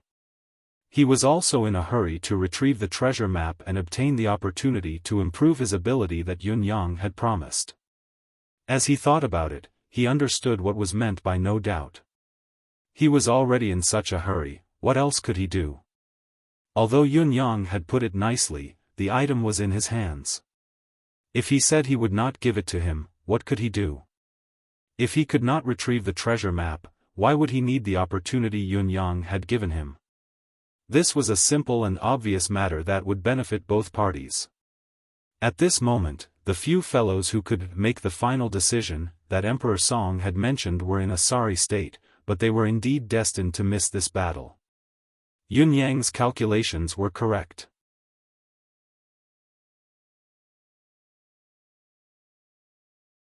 Chapter 726. Now, Ling Xiaozui and Dugu Chou, the 2 bosses, were truly frustrated. Logically, based on their own judgment, the combination of the four of them was already the strongest team in the world. Be it in terms of wits or strength, they were invincible, let alone someone who dared to cause them trouble. Their team consisted of the current unrivaled expert, Ling Xiaozui, the former unrivaled expert, Dugu Chou, Heaven's Inquisition, who knew yin and yang and could predict the future, and the weakest of them all was the legendary god of wine, an unparalleled expert with a pinnacle cultivation base, Feng Xiang'e. Whether it was in theory or in reality, the team of these four people could be said to be invincible anywhere in this world. In spite of this, the reality was that their journey had not been peaceful at all. After a period of recuperation, the four of them, who had recovered from their injuries, walked out of the mountain. Feng Xiang'e expressed his indignation and suggested to find a way to cause trouble for the Four Seasons Tower again, to catch them off guard and catch them off guard. No matter how bad the outcome of the previous battle had been, it was confirmed that the Four Seasons Tower's headquarters was in the mountain. Now that everyone had recovered from their injuries, why not return the favor?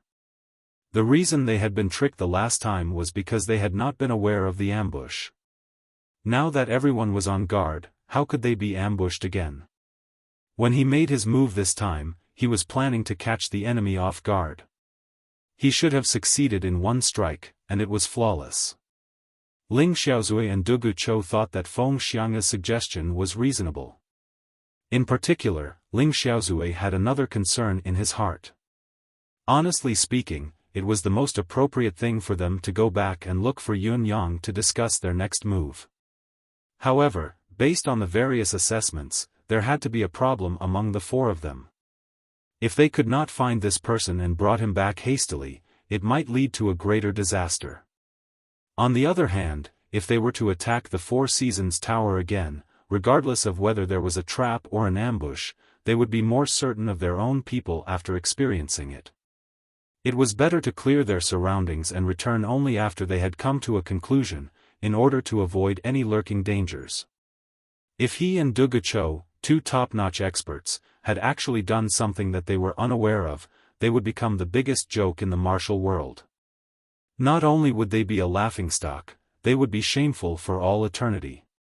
But at the end of the day, they couldn't afford to lose. There was something wrong with his mentality. The more he couldn't afford to offend these four people, the more he didn't want to be at a disadvantage. Why? I'm so awesome, but I'm losing here. Thus, in the end, the three of them agreed to this suggestion. Gu Chaoyang, on the other hand, was the only one who objected to the suggestion firmly. He declared, "This trip is fraught with danger. Not only is there a bloodbath, but there's also the danger of a trapped dragon. Repent and you'll be saved, you'll lose if you advance rashly." It was an unprecedentedly firm objection. However, Dugu Chou was already suspicious of him. Why would he listen to him? At the same time, Ling Xiaozui wanted to confirm something as well.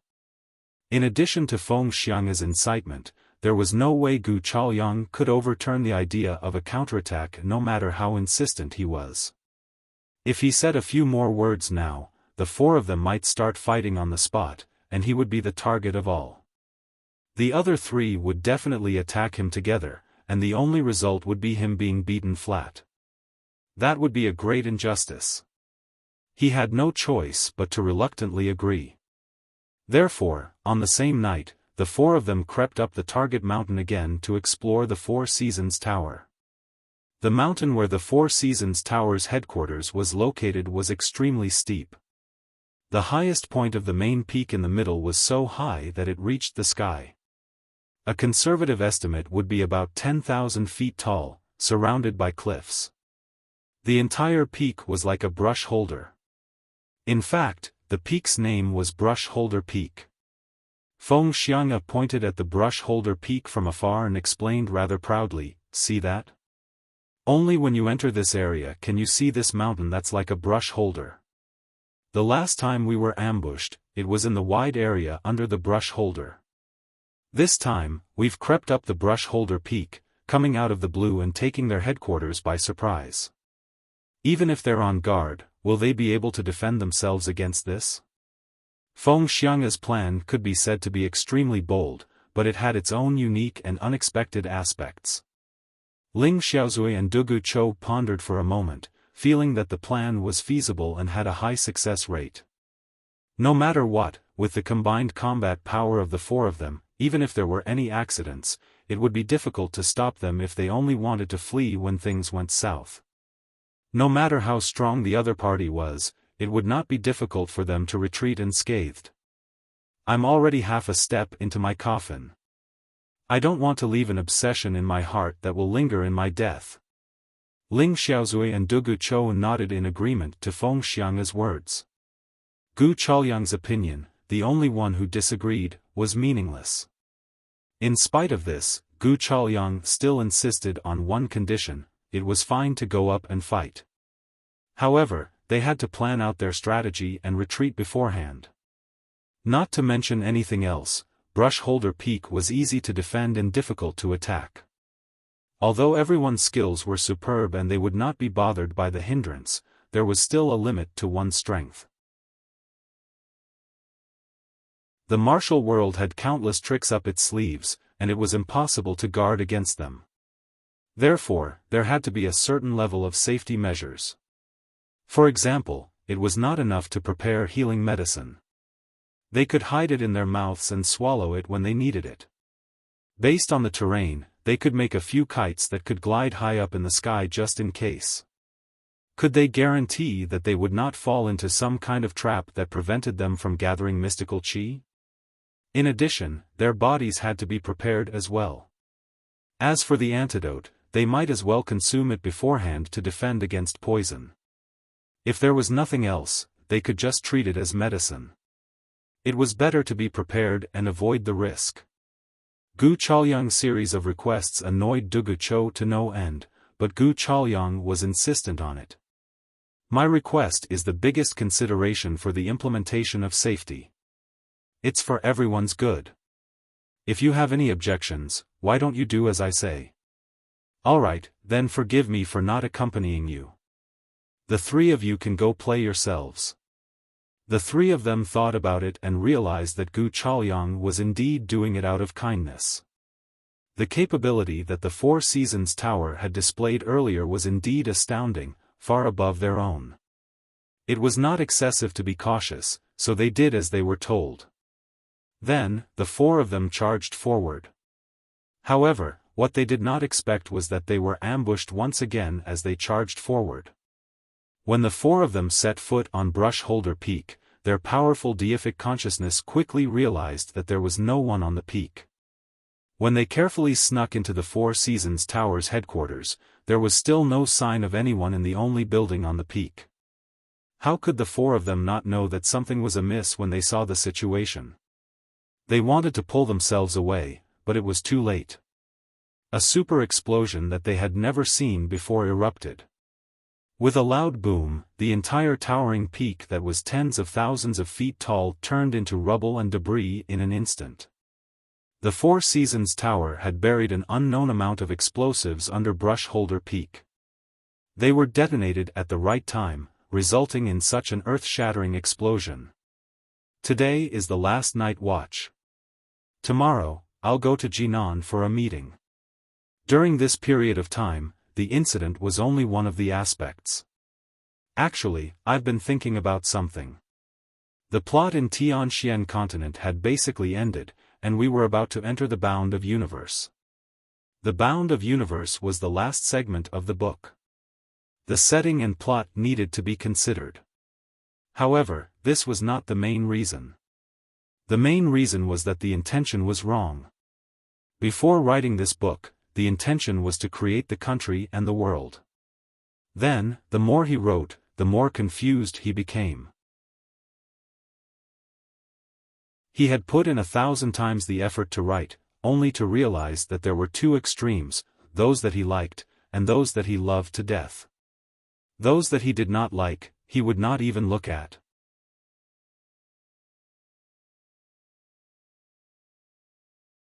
Chapter 727.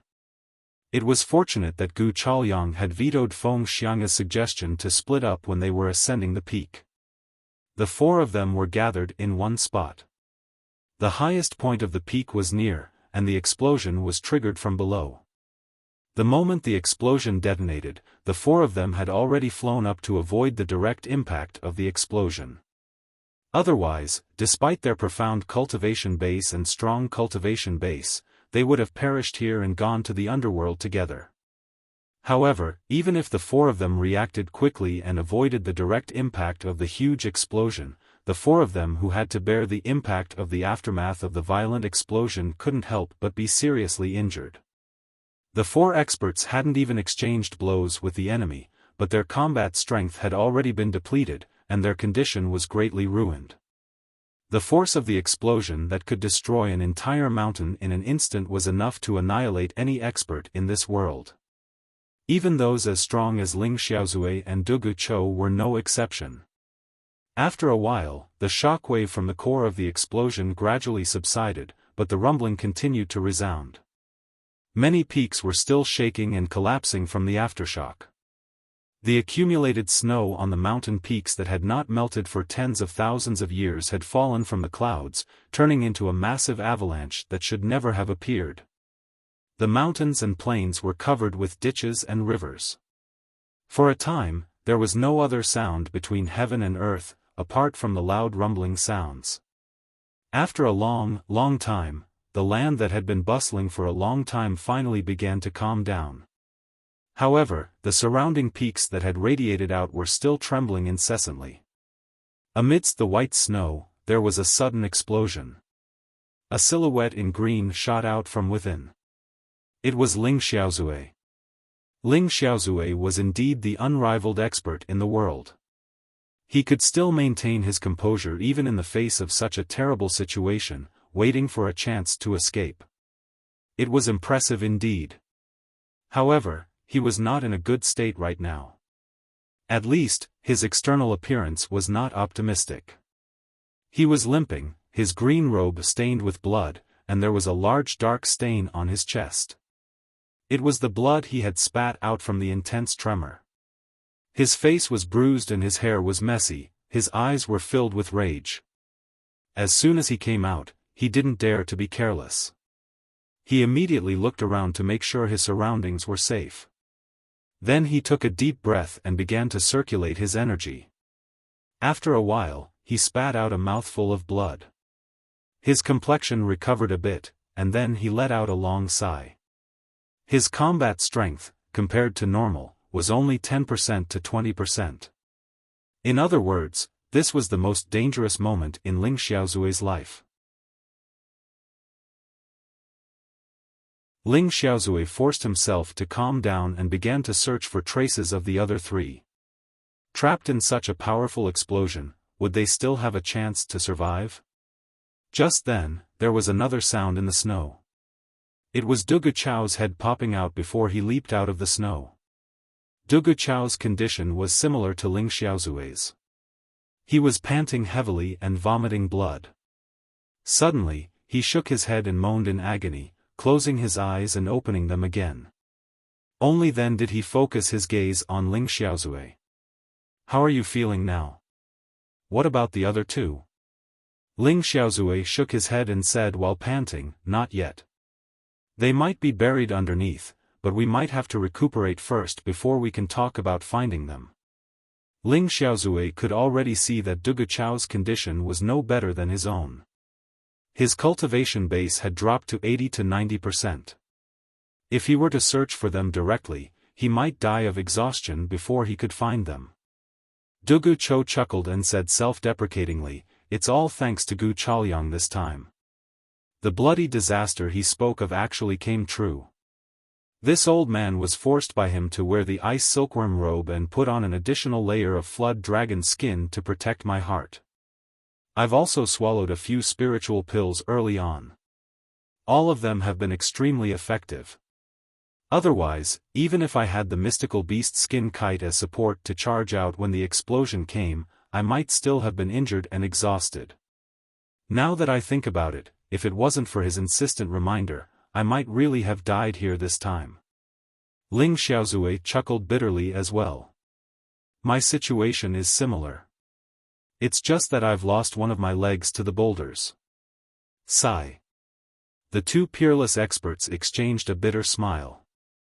A broken leg from a boulder would have been understandable if it had happened to an ordinary person, but it was a joke when it happened to Ling Xiaozue.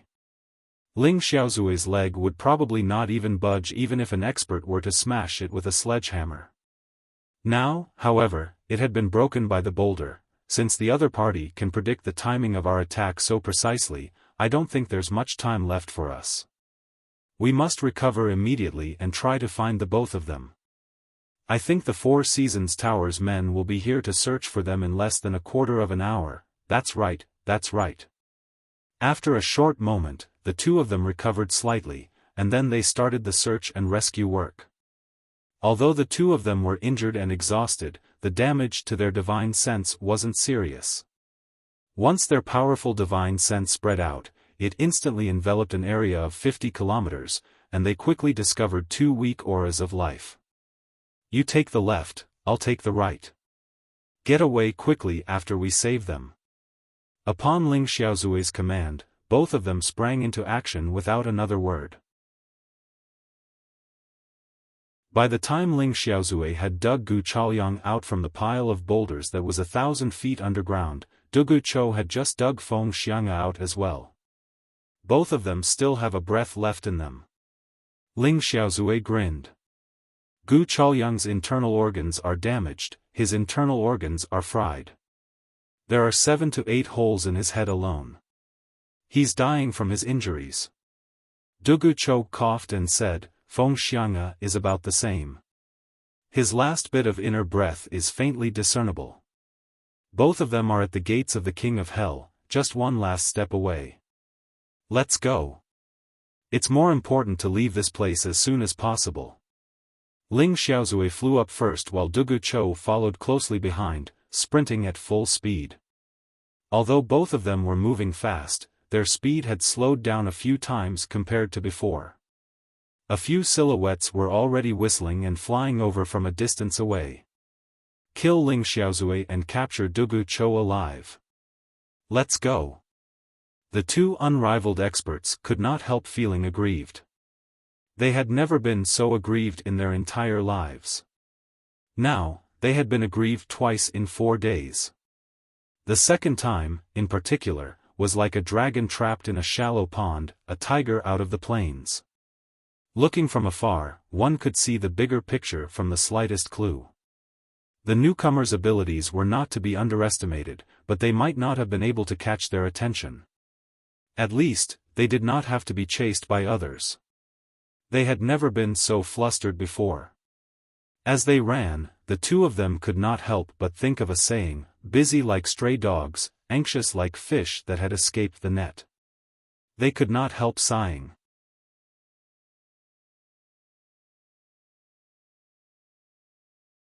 Chapter 728.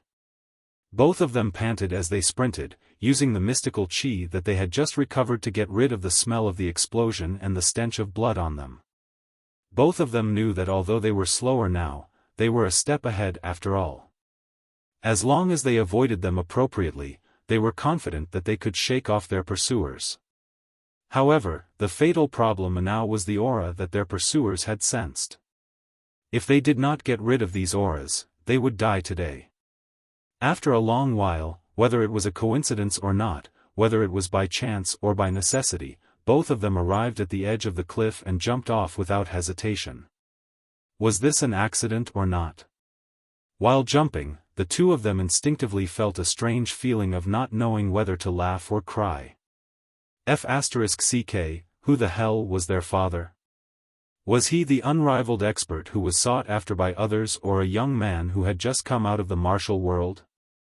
He had been chased to jump off a cliff twice in just 4 days. Don't novels always say that cliffs are places of opportunity? Does this also apply to us now? What was different from the previous time was that the Four Seasons Tower's men did not retreat this time. Instead, they launched an unusually strict search, looking like they were going to kill all 4 of them. Below them, Ling Xiaozui and Dugu Chou finally found a hidden spot after much effort. Then, Ling Xiaozui dragged his broken leg and began to set up illusory formations. After setting up 3 illusory formations consecutively, both of them brought Feng Xiang'e and Gu Chaoyang along and found a more secluded corner. They dug a hole on the flat ground and lifted up the surface above. The 4 of them went in to hide and moved the surface back to its original position. Not long after the 4 of them had hidden themselves, they heard swishing sounds coming from outside. The pursuers had arrived. There's something wrong with the terrain here. There's a formation. Break the formation. There's no one. So, it's to confuse us. The formation is set up to confuse us.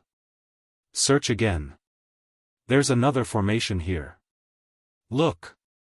There's no one in the formation. It's also to confuse us. This is the 3rd formation. Yes. The unrivaled expert is indeed the unrivaled expert. The 3 illusory formations have taken us an hour. With their speed, they probably won't be able to catch up. Let's go back. Brothers, gather up and listen to the boss's command. This time, I can't let those 2 get away no matter what. When I catch up to them, I'll *CK them up. Ling Xiaozui and Ling Xiaozui laid there quietly, their breathing paused, only exhaling once in a while. Ling Xiaozui's hand was still pressed against Gu Chaoyang's back, channeling mystical qi continuously to prolong Gu Chaoyang's life. It was the same for Dugu Chou. Even though they heard that there were no longer any movements outside, the 2 of them still did not move. They remained motionless for an entire day and night before they carefully climbed out with their men. We can't go on like this. We have to find a safe place to save them. They won't be able to hold on much longer. Another day later, Gu Chaoyang, who had been treated, slowly woke up. Just as he opened his eyes, he saw 2 faces above his head, watching him open his eyes with awkward smiles written all over them. Sigh, Gu Chaoyang rolled his eyes. Before he could even circulate his energy to recuperate, he began to complain directly. What did I say? Something was wrong, wasn't it? There was a bloodbath, wasn't there? Some of them refused to listen. What happened in the end? Ling Xiaozui and Dugu Chou coughed continuously, trying to cover up their awkwardness, but they could not hide it at all. Where's Feng Xiang'e? Gu Chaoyang shifted his focus immediately. Now that the 4 of them had been ambushed and severely injured, it was a foregone conclusion that their capabilities would be depleted. The urgent matter at hand was to ascertain the uncertain factors. Was Feng Xiang'e the traitor? If he was, he should have taken action by now, right? The further question was, how could the 3 of them escape the conspirators' plot, given their current condition? Feng Xiang'e's condition isn't good. He's worse than you. Dugu Chou's face was dark. You've regained consciousness now, at least, and can circulate your energy to heal yourself. Only his chest is rising and falling slightly, and there's still some warmth. The rest of him is cold. How could this be? Gu Chaoyang was shocked when he heard that. He lifted his head abruptly, wanting to sit up, but his reckless movement had already affected his wounds. His head felt like it was being hammered by 800 men in a frenzy. He moaned at once, "Io, this is really strong. Let's rest here for now. It's impossible for us to leave now." Ling Xiaozui sighed. We'll need at least half a month to recover from our injuries. We mustn't act recklessly in this half a month. Death awaits us if we go out. Gu Chaoyang rolled his eyes and said, I've told you that there's a bloodbath ahead, and I've also said that there's the danger of being trapped. You didn't believe me, did you? Do you believe me now? The old man who had the upper hand began to grumble and complain incessantly. Ling Xiaozui and Dugu Chou knew that they were in the wrong, so they ignored him. After some time, Ling Xiaozui forced Gu Chaoyang to take another wave of medicine and slapped the back of his neck, stopping the fellow's incessant chatter and causing him to fall back into slumber. Fortunately, the fellow's cultivation method had recovered its self-defense ability, allowing him to circulate his energy to heal himself. There's still something odd about this. There are many things that don't make sense. Ling Xiaozui told Duguchou, looking at the two unconscious fellows. Duguchou scratched his head as well. Yes, it's really odd. Both of them frowned. Although they had been ambushed and were severely injured during the risky attack, they had eliminated the suspicion of Gu Chaoyang and Feng Xiang'e. Gu Chaoyang, who was the most suspicious, had risked falling out to propose a safety measure. It was a prerequisite to save everyone's lives. As for Feng Xiang'e, his injuries were too severe, so severe that it was still uncertain whether he could survive. If he were a spy, would he have to risk his life and play it so realistically? However, why would the Four Seasons Tower see through the enemy's plan and bury so many explosives? Could it be that they had been prepared and were only waiting for the moment the Almighty to strike? This explosion was simply too vicious. Both of them exchanged glances. While there was still a lingering fear in their hearts, they also felt that it was extremely odd and difficult to sort out their thoughts. Dugu, don't you think that our escape this time is still very easy? That we're very lucky? We fought the last time, but this time, we didn't even have a chance to meet, Ling Xiaozui said telepathically. Duguchou nodded slowly as well. I'm thinking about this as well. According to the situation just now, if the Four Seasons Tower had really seen through the enemy's plan and set it up specifically for us, it's entirely possible that they could have used this explosion to bury us there. However, the men that they've arranged seem to be a little too far away, giving us too much time to react. This is indeed unusual. Ling Xiaozui nodded. According to Mr. Nian's intelligence, since he had predicted our second attack, such a mistake shouldn't have happened. In particular, it shouldn't have happened both times. Therefore, there must be a reason for this, a purpose. Duguchou's expression was dark. But what we're most passive about now is that we don't know what the other party's purpose is. You're tuning into the Xiaofan's Wuxia Tales YouTube channel. Don't forget to subscribe and join us on this journey to catch the most captivating stories.